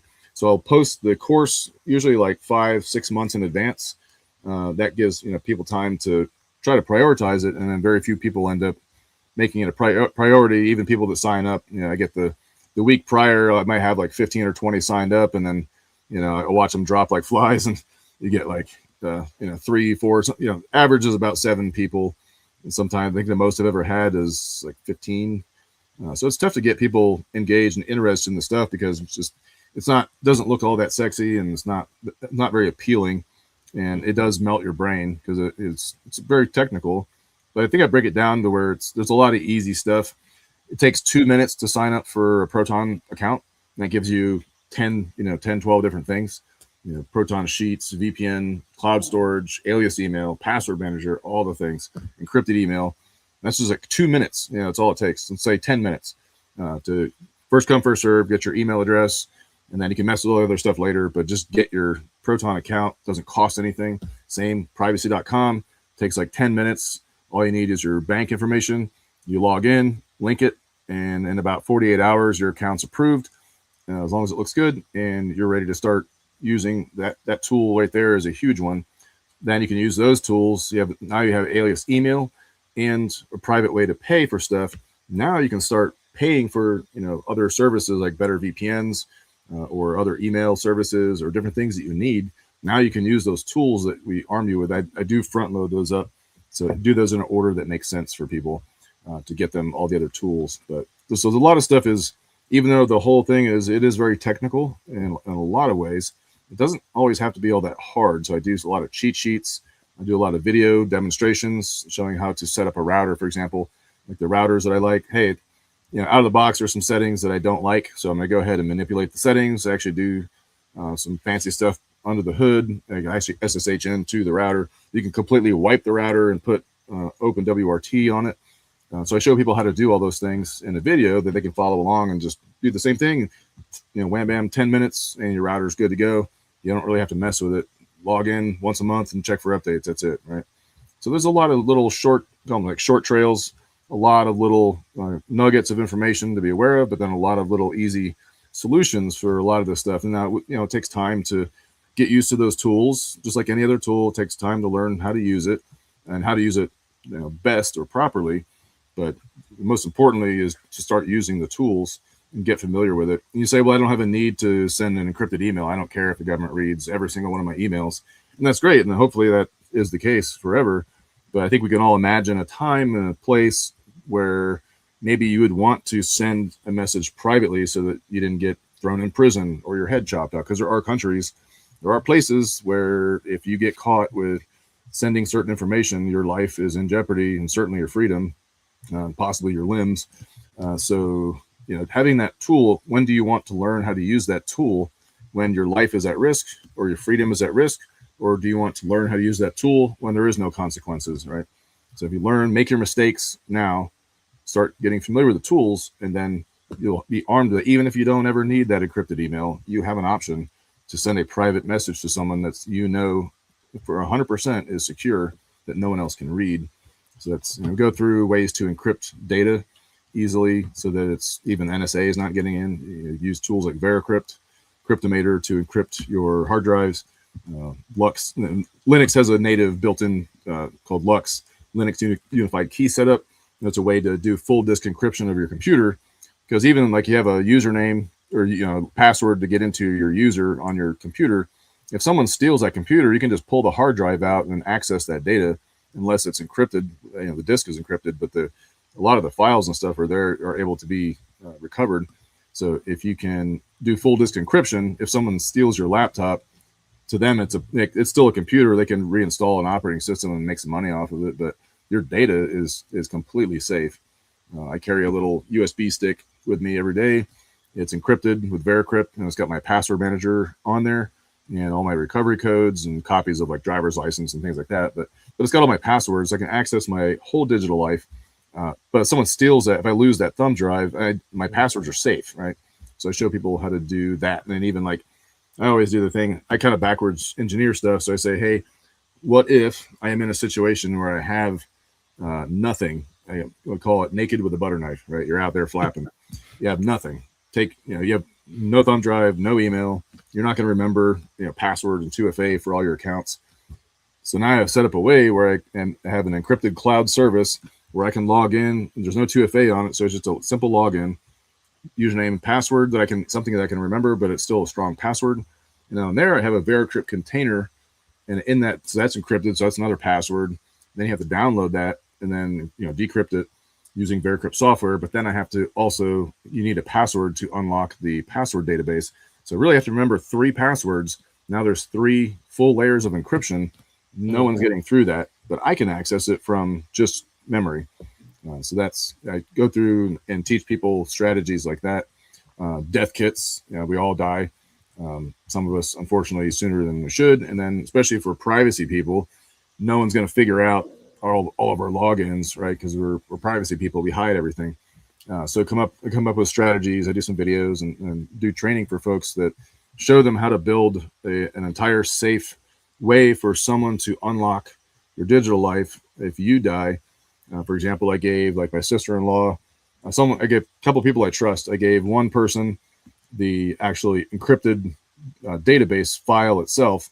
So they have the actual file with all my passwords to get in and all the instructions, but they don't have the password to that vault. And then I gave another friend that I trust the password. So they don't have the vault, but they have the key to get into it. So if I die, they're instructed to link up, and then they can share that information and they can unlock my entire digital life. So if I'm dead, I can't be there to coach them through how to do it. So it's something you set up ahead of time. It's maybe a little off topic, but things like that. There's a lot of super important. I had to deal with the estates, right? So half the estate, when you manage an estate after someone passes, it's a nightmare. Even if you have power of attorney, I'm the guy that executes the estate. We're going through probate. There's so much you can't access. It's insane. So having that ahead of time is actually probably the best thing you can do for families, is setting that up even for yourself, so your family doesn't have to go through all that. That's very important. That should be in your will, in your trust. Yes, I just did a video, probably not the best one, but I kind of collected my thoughts because I just gone through this exact process. My dad passed in September. He was like 93, expected, but even as good of the planning that was done on his end and the little bit that we could do before he died, knowing that it was getting closer and closer. And now my mom is also has dementia, is not able to do it. So I'm in charge of her finances and all her affairs. And then when my dad passing, there was a trust. So everything now, me and my sister are the executors, we're the trustees and controlling all that. And from that experience taught me a lot of stuff, especially knowing that experience plus all my skill and training in the digital privacy space. Try to capture that in a video that I did recently on the Rumble channel. But I'll show you some more stuff on the website real quick, because again, even if you don't ever end up, I don't post a lot of courses on here just because, again, it's hard to get people to sign up. So a lot of courses just kind of happen where people call and they say, hey, maybe it's a police department, or maybe it's a small group of 4, 5, 6, hopefully at least 8 people is about the 8 to 10 people for at least 2 days. That's about the sweet spot where it pans out to where I can travel, because it's kind of expensive. I normally charge about $400 to $500 per student. And that was just to cover, there's a lot of stuff in there. You don't, it's not just a 2-day or 3-day course or however long. It could be a 5-day course. It's not just that course. It's all the other stuff you're going to get, the support. You're going to get access to me to help troubleshoot. So I'm on my email helping people through problems every single day. So you get some of that. But if you want to do the course, as long as you can muster about 8 to 10 people that can commit, I will travel anywhere in the United States and even other countries possibly. But anywhere in the United States, I'm happy to fly in. 8 people is about where I can, break even and make maybe a little bit of money, just so I can cover travel and rental car, hotel, that type of thing. And if you got I don't mind camping out in the sticks. If I just slept in a buddy had a retirement ceremony in Colorado. I just got back yesterday. He has a Sprinter van with a little sleeping thing, that's where I slept the last couple of nights. It's totally comfortable. You wouldn't get out of your truck at the cabin up there at North. Yeah, exactly. We're like, dude, we got a fireplace. It's warm in here. You're like, nah, man, I'm in my truck. I'm like, all right. Yeah. So I'm fine with hobo camping, so I don't even need to fence it. So there's like 6 or 8 of you or more. More is better. But now if there's a lot more, if there's like 20 people, reduce the price as well. Just something so I can make it pencil out for me. But I'm more than happy to travel to where folks are at.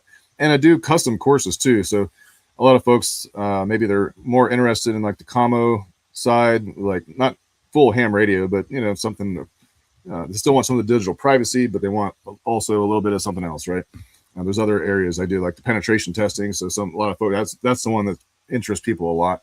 So I don't have a full formal course for the pen testing stuff yet, but I've only been doing that a few years, but I do incorporate some of that. Sometimes I'll do custom training where it's digital privacy stuff and some of the red teaming stuff, not necessarily because they're going to go be red teamers or pen testers, but again, to defend against, knowing what the offensive tactics and tools are, you can better defend against it. So with all that in mind, I just kind of give people the whirlwind tour of the website. So again, you're not going to see a lot of courses up there, but if you do, absolutely sign up, because I just don't do that many officially on the website.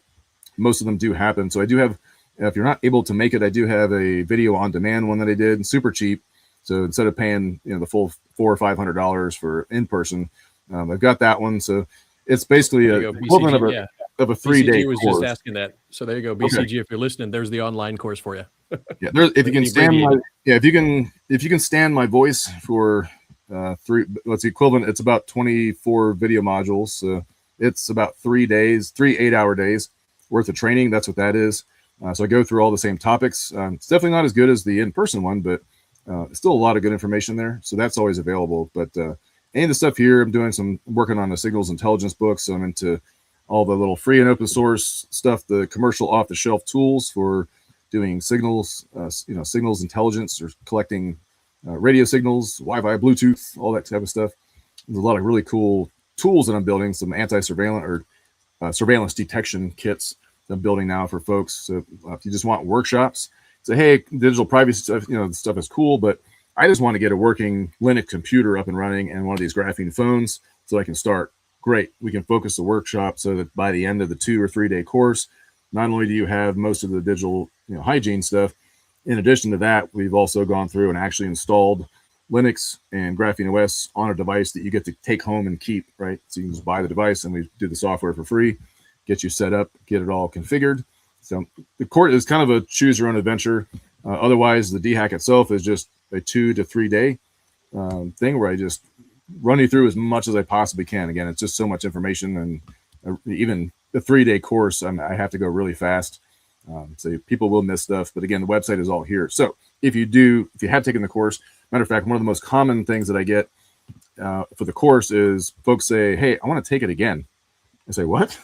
I say, yeah, well, I really liked it, but I feel like I just need to take it again, maybe in a couple months or something. So I actually had a lot of people that come back, and because there's not that many people that take it, I do offer. So if you take it once, it's, buy once, cry once.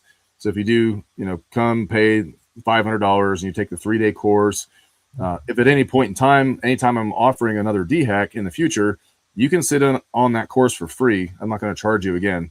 You can come in and get updates because the stuff does change, right? So even if you did go through and absorbed 100% of the information a year ago, if you come back in 1 year, there's going to be a lot of change, right? So you're welcome to come back for free as long as there's seats, which so far there's always been plenty of room. So if you're not able to make it, or even if you did take the course and your brain's going to get crushed with information. But so you're not going to retain all that. So whichever one, whether you're taking the course and you need to use this as your backup, as your kind of your notes, or if you don't have the ability to take the course for whatever reason, all this stuff on here is free.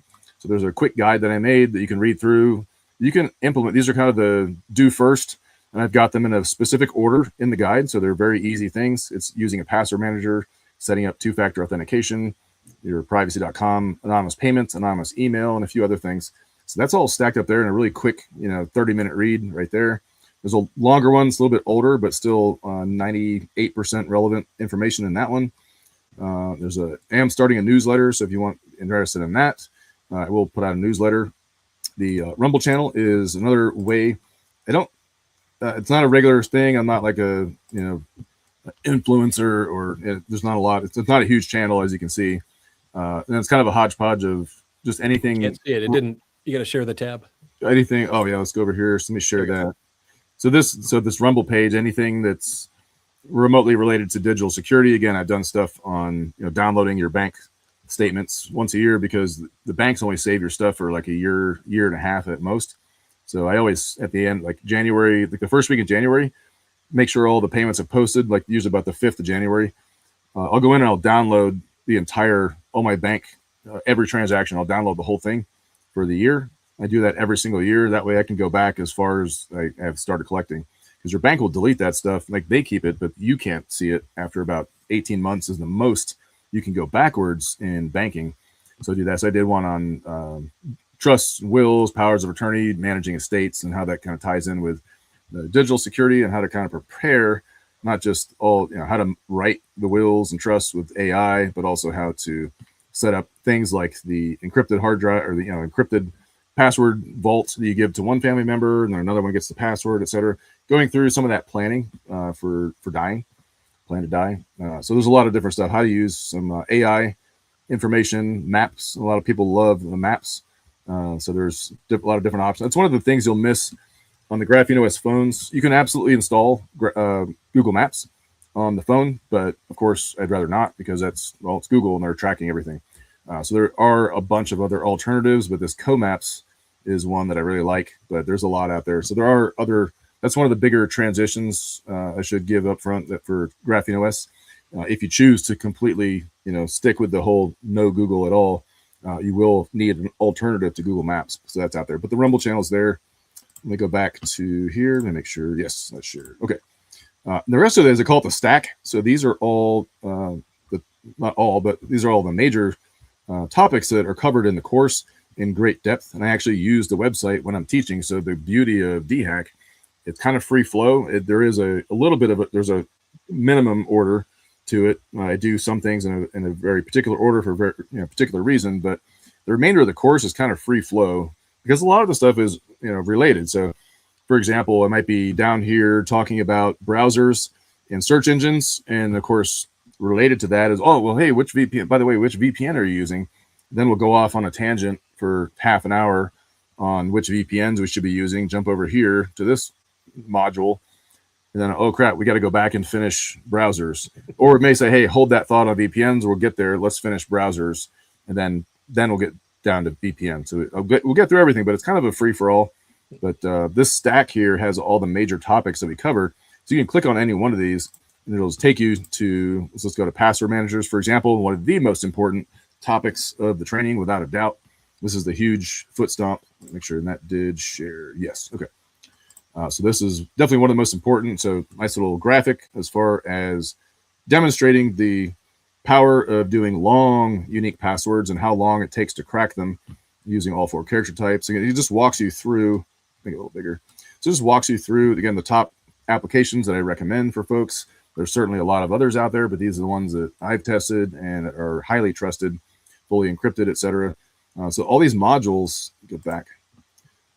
So all those modules that you see there, those are all tons of good information for free, whether you take the course or not. Those are all there for everybody to learn from.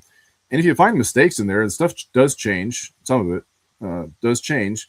So if you do find something that you're like, hey, I don't think that's right anymore, or hey, like for example, Session, the messenger application is basically not going out of business because they're not a business, but they're going kaput in like the next 2 months. They're just basically closing up shop. That's sad. You know, that was an application that was very much similar to Signal, but more anonymous because it did not require a phone number or any personal information. So I've got to go into my video chat apps, and I've got to update that section of the website. So if you do find something I keep it pretty well up to date, but if you do find something that's either completely wrong, needs more context, or needs updating, just send me an email and let me know, because this is for everybody. This is something I use this quite a bit, actually. For example, let's go to the email one here. Where's that at? The email one, for example, like I'm configuring email, you've got to know some of the different ports. And I'm trying to find it. Should know exactly where it's at, but email strategies. Just as an example. So the bottom of this one, I put cheat sheets, not just for you, but for myself. Like down here, there's links to like, have it been pwned? You can check your email address to see if it's been involved in a breach. There's how to check an email. This is a good one that folks will probably find useful. This one, unfortunately, you have to sign up for an account and do an API. But of course, you can do it anonymously, so it's not giving up your true information. But you used to be able to just query up to like 10 email addresses at a time, and it shows you all these different attributes. So check this out. Oops, too big. So it shows you like when it was created. It shows you, is it suspicious or not? Has it been involved in malicious activity and spamming when it was created? And actually, you can see the Amick. You can actually see this email is correct. I'm using it on my Proton mail. So there's the actual Amick record for that email. So you can tell exactly what's going on with any given email address. So if you get something, you're like, man, I'm not quite sure if that's spam. Do I want to click on that or not? You can run it through something like this and quickly see all that information. So I'll put links to all that stuff. And then another example, like the ports. I remember most of these. Like I always remember port 25, but some of these others, like I don't remember port 993. So it's just good cheat sheet and reference, not just for you, but some of it's for me. So each one of these modules here, map applications, all kinds of junk. And that's just those modules. Even below that, it did a section on AI that might be very interesting to folks. It's a good starting point to all things AI that I've been playing with, and a really good start to really get you up and running. The bare minimum, it's like which ones to use, right? I have some videos on the Rumble that also take that further, but there's even some funny stuff if you like memes. But there's Mockery is man's most potent weapon. Yes, exactly. Most potent weapon. So there's some good ones there to help make fun of your friends that are not using Graphene OS yet. But there's a lot of the resources that I learned from and still use to kind of curate all this information into one spot. So I'm just kind of creating a one-stop shop where I'm not the end-all be-all, right? There's a lot of other folks out there that are doing excellent work. So I'd rather give them credit and just put all those resources here for people to use, not just my site, but go visit all these others. There's tons of good information on all these different links here. Obviously, it's going to take you a long time to get through all of them, but start picking through. They're not really I put the big ones I'll put up on the kind of the top of each section, but otherwise there's not really any particular order. There's a lot of these are just very, very good for their own reasons. And some of the different Telegram channels, I'm an admin on this one, Bones Tech Garage, good friends with Sean over at Mark 37. They also sell, call them ghost phones, but it's Graphene OS. They sell tablets, computers, etc. Do training. So we do basically this very similar mission. We're out there to kind of evangelize and show people a better way of using free and open source technology, stuff that doesn't spy on us. But this is a good Telegram channel. It's a great way to keep up with the tech and get exposed to the terminology, the lingo, and what's the latest and greatest on, like, for example, the age verification stuff, or hey, is my baseband modem on my phone? Does it have phone home to China stuff programmed into it? These kind of conversations we're having over there and running those to ground. And so you'll get better answers over there on stuff like that, like better, more intelligent answers that I can give off the cuff. So if you're interested in that stuff, Telegram's a great place to go learn all that stuff. Telegram, don't think of it as a privacy messenger at all. It's not, but that's like my social media beyond my little Signal group chats for memes. Telegram's really the only anything. It's kind of a hybrid of social media / messenger app. I would never use it as a messenger app, but it's great as a social media tool. And then podcasts, there's actually not that many, but there are some decent ones out there. Watchman Privacy kind of comes and goes, but he's still putting out content, even though he says he wasn't. But all that stuff is there. Lots and lots. Again, just endless stuff. Different YouTube channels that are really worth watching. And then even tools on, these are some of the front ends I was talking about to view YouTube anonymously without giving YouTube any clicks. You can use some of these tools. There's a lot more, by the way, but these are just, this one's by Louis Rossman, really good. Gray J is one. You can view all that stuff. So it's all there. That's kind of the main, so that's the resources and links tab. At the top of every page, you'll have the same menu. So Graphene OS phones, Linux operating systems, resources and links is the one we were just on. The courses tab, if I have anything upcoming, I'll go ahead and post it there. Otherwise, just reach out and we'll do a custom course for you. If you only have 2 days, I fly in, I'll do it. If it's you want a full 5-day and you want to leave with working devices, we can absolutely do that. So most of the courses we end up doing are kind of custom, one-on-one, hey, call, get a small group together, and I fly to wherever and do the course for you, kind of tailored to whatever interests you. So if you just want the full shebang, I'll just pull the cord and I'll do my spiel. If you have something specific that you want to kind of lean heavily in, hey, the Graphene OS phones are cool and all, but mainly interested in this Linux thing. Okay, we'll still touch on Graphene OS, learn something about it, but we won't spend as much time. We'll lean heavier on the things that you're interested in. And then ways to contact us. I'm adding slowly but surely, getting some communication stuff. So the Commo tab has got some radio, so Meshtastic. There's Mesh Core is another one out now. There's a bunch of Mesh is just a fascinating concept. So the ad hoc mobile, whatever Mesh setups is what the military is going towards. And it's just a really good way of doing communication that a centralized authority like a government or a big tech company cannot shut it down. This is kind of how the Tor network works. The Tor browser is a bunch of decentralized nodes, like about 7,000 or so, probably more than that now. So you're hopping across multiple nodes, which is what gives it the Tor, the onion router. It's like layers of an onion. Each one's encrypted, and the one previous doesn't know the one before. So it masks your true IP address, where you're coming from. But that's the decentralized network. So there's no government agency that can just flip a switch and shut Tor off. You would have to go shut off every single Tor node around the world, and then while they're shutting them off, you can spin up new ones over like in minutes.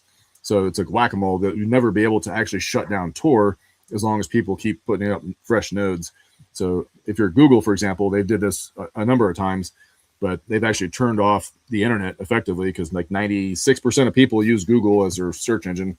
So what they didn't actually shut off the internet per se, but they did effectively. So again, that DNS, that domain naming system, they actually just flipped the switch. Again, one entity with effectively one mouse click was able to flip a switch, shut off DNS, which means you couldn't visit a website.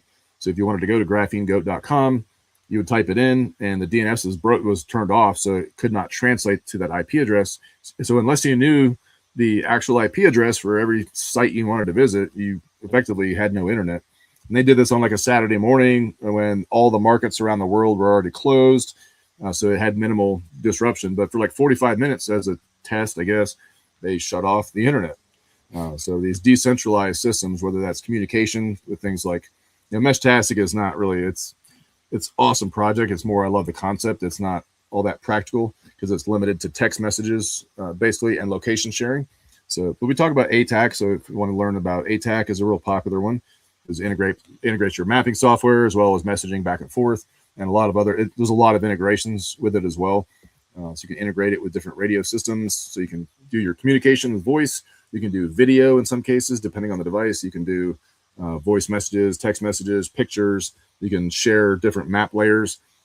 So if you're having like tactical stuff or search and rescue operations, anything that requires a lot of moving pieces, stuff like ATAC is really good. Again, another decentralized tool that we can use. So anytime I can push towards decentralization away from central control, I'm all for that. Anytime I can go from closed source black box ecosystem to the open source, the free, especially the free, that's the other beauty, the free and open source world, that's the direction I want to go.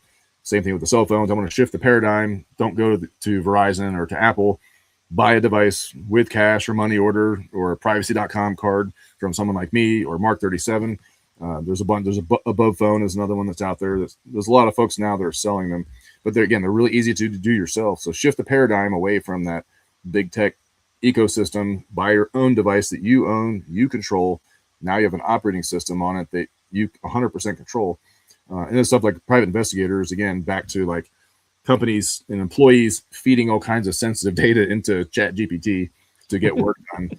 That's just not cool. So have a lot of my thing is, we do the training and try to keep you as safe as possible online from a privacy and security standpoint, but to also arm you with the tools, both the physical devices, but in most cases, it's arming you with the tools, software-wise, to keep you safe. Your custom DNS, using VPN, doing some hardening, like the computers I sell, for example. Yes, they're Linux, they're already secure, but I just go through. I have scripts that I wrote with AI that go through and automatically download like 40 different applications. That one I actually didn't create with AI. That one I made one just from my own skill, just a bash script. It installs about 4 dozen applications that I like to have on my system. So anytime I get a new instance, whether it's a virtual machine or a physical laptop, desktop, I want PDF editing tools. I want image editing tools, video. I want different utilities for just checking status of my system, like task manager type stuff. But to go through and install all of those would take like 4 hours. So I wrote a script that does it in about 45 minutes while I'm doing something else. It's just doing it automatically. So you get a computer from me. That was your own little kit bashing on Python, or what'd you do? Yeah, just bash scripting. Yeah, most of the stuff I do is Python or Bash. So Bash, I know well. That's the one I actually can do without AI pretty well, but I still use AI 99% of the time. But yeah, it's a great way to kind of automate stuff. But it's a great way to, so when I sell computers to folks, not only is it already a nice hardened Linux system, I go through and just do the little tweaks like disable IPv6, which is like the long 128-bit address versus a little IP address that you normally see, the IPv4, where it's like 4 octets of numbers, like 192.168.something. So I disable IPv6, enable the firewall, tune the firewall, because you can disable certain ports. Lockdown, like SSH, for example, is secure shell. It's a way to basically log into the back end of a computer. So you can disable things like that. Just do some, install the VPN, install custom DNS, get the login, everything prepped. So when you get a computer, you've got the password to the full disk encryption, the user password, you've got the login information for your next DNS account, and then you just plug in your own credentials for Proton or Molvad, IVPN, whichever VPN you choose. They're all loaded up on there, so you can just enter your stuff, sign in, and you already have a playground. Not only is it hardened, but you've got about 4 dozen extra tools already installed on the machine, and all of that, the operating system and all those tools that I install, it's something like, after it's expanded and fully configured, it only takes up, I think it's like 38 gigabytes, which is nothing for an operating system and all those tools. So yeah, you got lean, mean. That's the other thing with Linux, just like with Graphene OS, because it's not doing all this telemetry. It's very lightweight. It's very fast. So Windows and Apple has bazillions of things So that much it's doing. bloatware. It's screenshots. It's running AI. All of them have AI on board in addition to cloud connected, but it's running AI locally on your files that are going to the cloud. It's running more powerful AI from the cloud. So Linux is not doing any of that. There is no Microsoft. There is no Apple or Google. It's just you and a computer that you control completely. There is no other entity there. It's like the 80s all over again, huh? Yeah, So I would say if I could go back, like not 2004, if I could just like go back to 2004 and rip the knob off, just right there was about good. We had some internet. You had LimeWire, so you could download all the music and viruses, but it wasn't all that crazy. It's all like bulletin board systems, and dark web is a thing still. Be a sci stop on a bulletin board down in all places, Louisiana, on a 300. Then we got an 800 baud. Ooh, so I'm really old. Hey, Goat had a question. He says ATAC. He was wondering how secure ATAC is in your opinion. That's a tough one because I don't know currently. So I do know that years when the military first tested this thing, the thing came out. Oh my God, this thing is wonderful. I'm aware of Army doing it was supposed to be like a 2 to 3 week test. They were going to go out and actually field test this thing. So while they were doing that, they brought in like NSA and some other super spooks to try to break it and break into it and monitor it and see how they could attack it. And it failed miserably. By day 3, they're like, it's done. We're not using this. Incredibly insecure. Now, that was then. I'm not saying it's perfect now, but I do know it is a lot better now. Would I use it for something that I trust my life on it? No. So that's what I would. That's just my opinion. I don't know for a fact, but I think it's pretty good. But I don't think it's good enough to where it's not like Proton Mail or Signal or some of those type of tools where it's open source, fully encrypted, zero knowledge encryption. I trust that because again, all I have to do is trust math because I can see the source code. With ATAC, I'm not 100% sure, but I do know that it is a lot better than it used to be.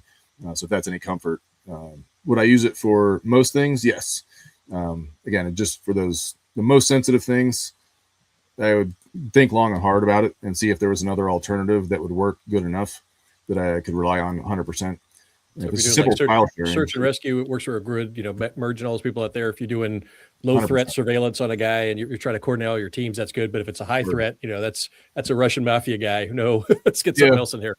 And you got to look at your adversary too. Like, who are you trying to prevent from seeing that information? Is it a nation state? Then I would definitely not trust it. But if you're going after some enemy that's maybe not, but even some of the people that you would think don't necessarily have a lot of sophistication, especially now in the age of AI, you kind of have to assume that your adversary could be savvy enough with the augmentation of AI to try to break into your stuff. But it is difficult as someone that does the studying for red teamings to break into stuff and someone that is doing the signals intelligence research, effectively, I guess is what I would call it, where I'm trying to not only collect for exploitation, but figure out how I can break it and therefore how I can patch what I have to defend against it, right? So ATAC's not quite there in my book for the top level stuff, but I would trust it up to that point if that helps guide people. Again, that's just my personal opinion from using it, looking at it, and knowing a little bit of the history going back. It definitely was very insecure at one time, but I think it is much, much better now. Just don't have that 100% warm and fuzzy, like 95%. Perfect. All right. So we'll leave it a couple minutes here, see if there's any more questions coming in. And then, man, I could sit here and talk all day, but unfortunately, I think we're about to run up against a hard hour here, or 3 hours. We're up 3 hours here. So I can talk forever. Of course, awesome. It's this for 3 days straight with lots of questions and stuff. So you can get to the course, definitely. But again, I don't post a lot. So just invite me out and force, 6, 10, however many friends you can gather and their families. We have a lot of times I have couples or whole families will come take it. So just give me a shit. And the email is all over the website. So if you don't have a course, you're welcome to reach out and just ask questions. If you're like, hey, what's up with ATAC? Can you point me in the right direction on how much should I trust something like ATAC? Hey, let's dig into that some more. If I don't know, let's dig into that and find out and point you to the right direction.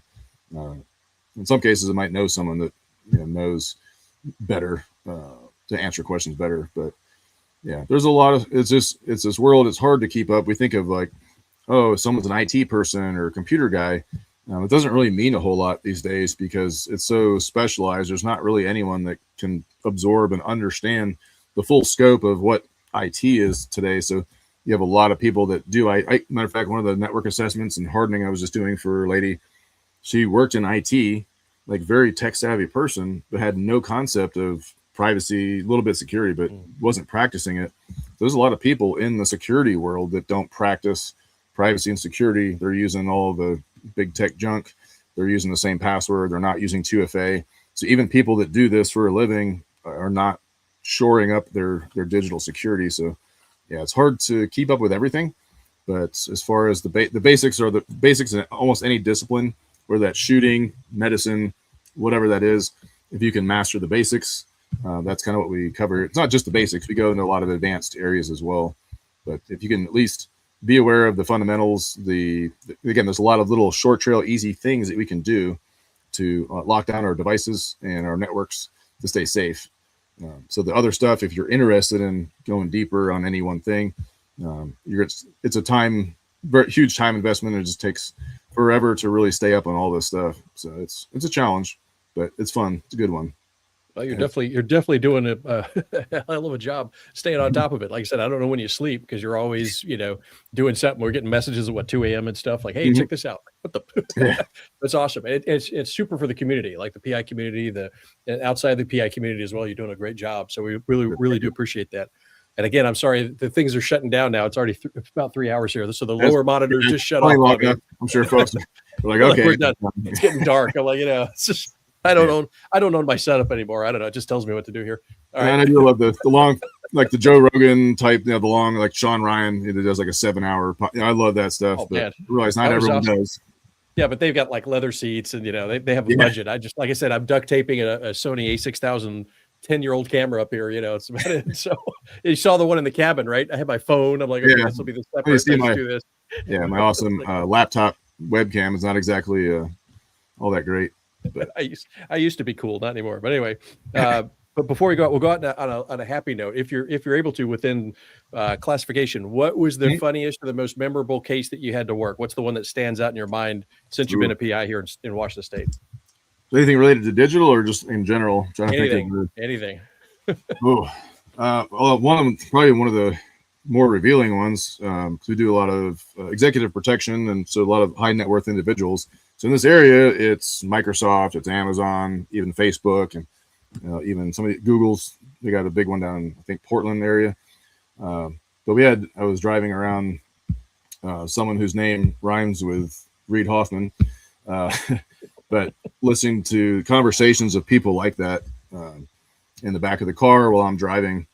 And that's about all I can say is from who and what and when. But suffice to say, they were saying things that confirmed a lot of what I would guess as far as how powerful companies like Microsoft are versus our own government. If you look at the definition of fascism, it's the merger of state and corporate power, where basically the state can do things through the corporate entity, right? Is that for me right now, where does Facebook or Google or Amazon, where do they end and where does the government begin? They're all interlaced. They're, bosom buddies. So I'm not saying we're in an outright fascist state. That's, a bit ridiculous right now, but it's not that ridiculous to see where that's going to lead. But hearing that type of conversation was definitely one of the more impactful, as far as him saying it basically like, hey, you're worried about government crackdown regulation or them not coming around. It was like laughing in their face about how much control companies like Microsoft and others have over the government. There's been some good ones though, like Coinbase. I know a guy that's does a lot of EP work, or at least did at one point. EP work for the Coinbase CEO seemed pretty based, and but even like those Zuckerberg types, I mean, they're getting into jujitsu and shooting guns, archery. They can building bunkers and doomsday survival bunkers and stuff. So a lot of the rich folks are preparing that type of stuff. But there's been a lot of interesting ones. The cool thing I like about it is in this job is the complete diversity of missions and jobs. It's going to be wearing a suit and tie, driving a billionaire around for security, and then you're doing surveillance, peeing in a jug for 12 hours overnight, watching the glamour. Yeah, so and everything in between, like BLM riots and protests in 2020. I was right in the thick of it, doing security and basically escorting the media companies like CNN and all the, like I'll take your money, come on, keep them safe, and it's keeping people safe. And it's like, I'll happily take all the money as long as I'm not selling myself out to make them benefit.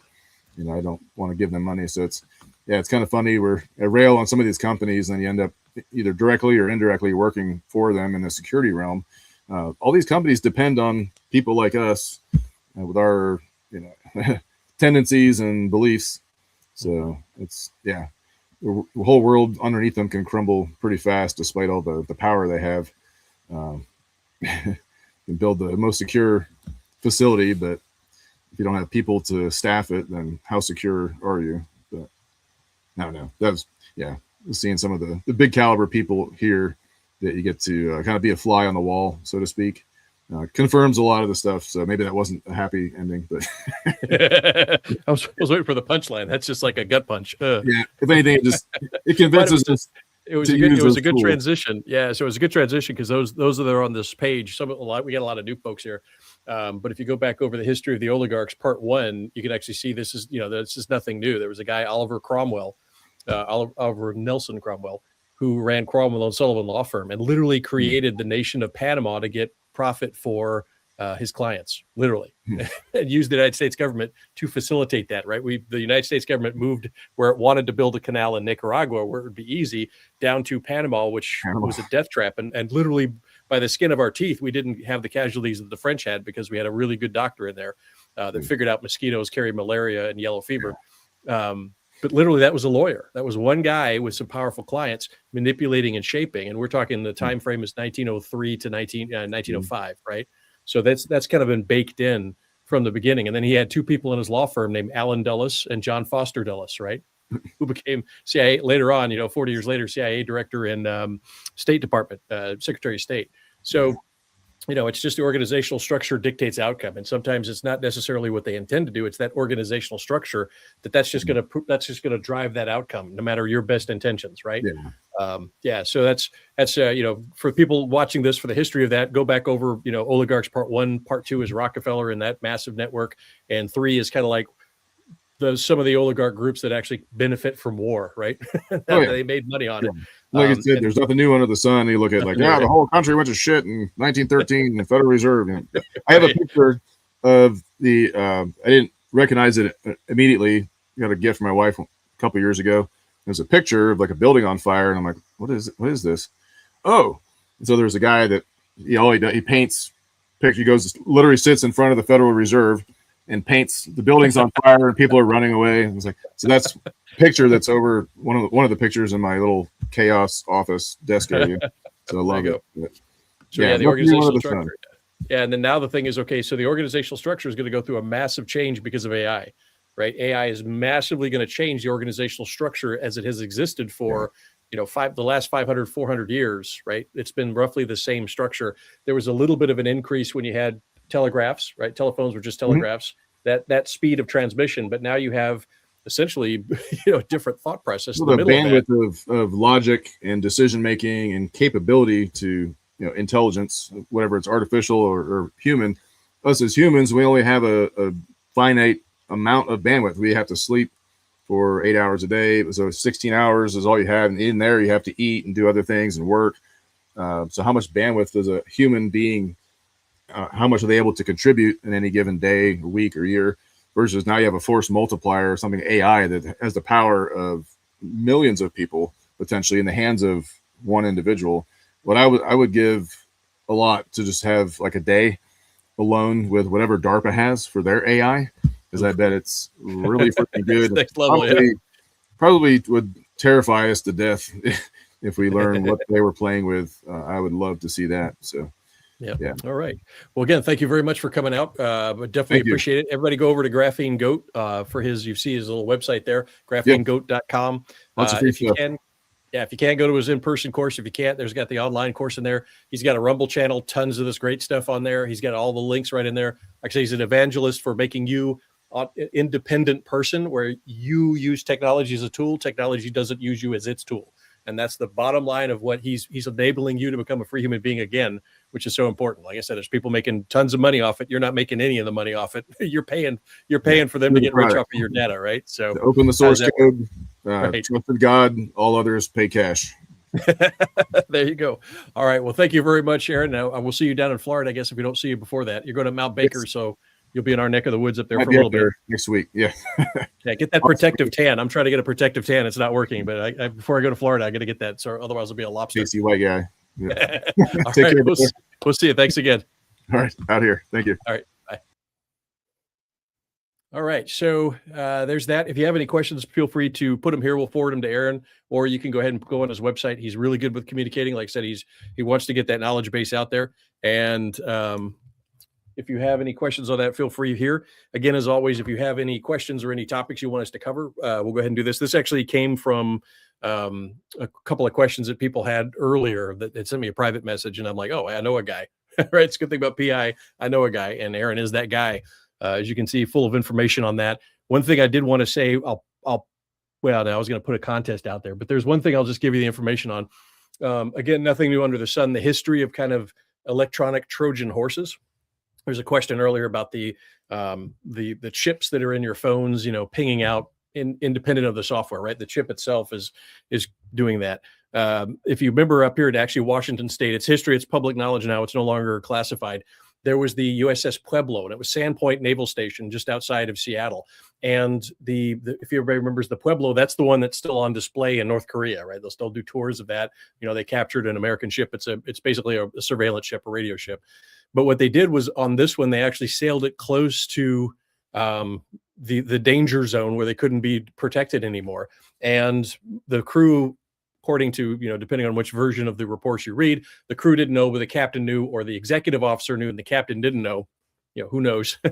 But it got captured and it was transported, and then the Chinese kind of used it.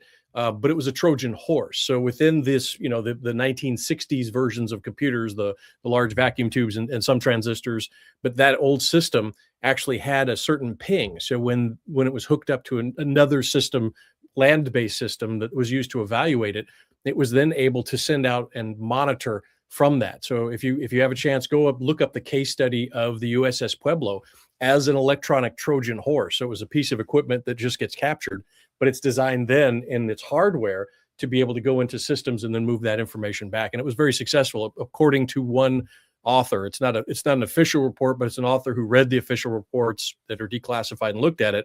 It may have contributed significantly to the ability of Kissinger to get Richard Nixon to China to negotiate a further separation at the time of the Soviet Union and China, so that then the United States could kind of get those two spread out and then work deals into that, getting Nixon China. Now whether that's true or not, who knows? They've become friends now with the SCO, but that's a possibility. The other one is, if you remember back in 1999, 2000, I think it was the E8 or it was a P8. I think it was a P8 Orion. Anyway, it was the Navy electronic ship that was forced down over Hainan Island, right? So it actually, the crew landed it on Hainan Island because they surrendered to the CCP who was coming in there. Was that a similar situation because they didn't fight too hard? Question is, could they have? It may be honestly what it is, but just recognize, even if you leave some piece of tech behind and somebody grabs it, that may be a Trojan horse. That's been used throughout history. We do have incidents of electronic Trojan horses. So would it be easy to put something like that in a cell phone? Absolutely. But would they spend the time and expense to do it? Who knows? But there's the history. So technically we could say this is historical detective agency. So there's your history. USS Pueblo, using electronic Trojan horses, even as far back as 1968, I believe, 68 or 72. All right. Any other further questions? We'll go ahead and sign out for now. Thank you very much for hanging in there for 3 hours on that thing. But Aaron's a great guest. And again, if you have any questions, graphenegoat.com, go ahead and hit it.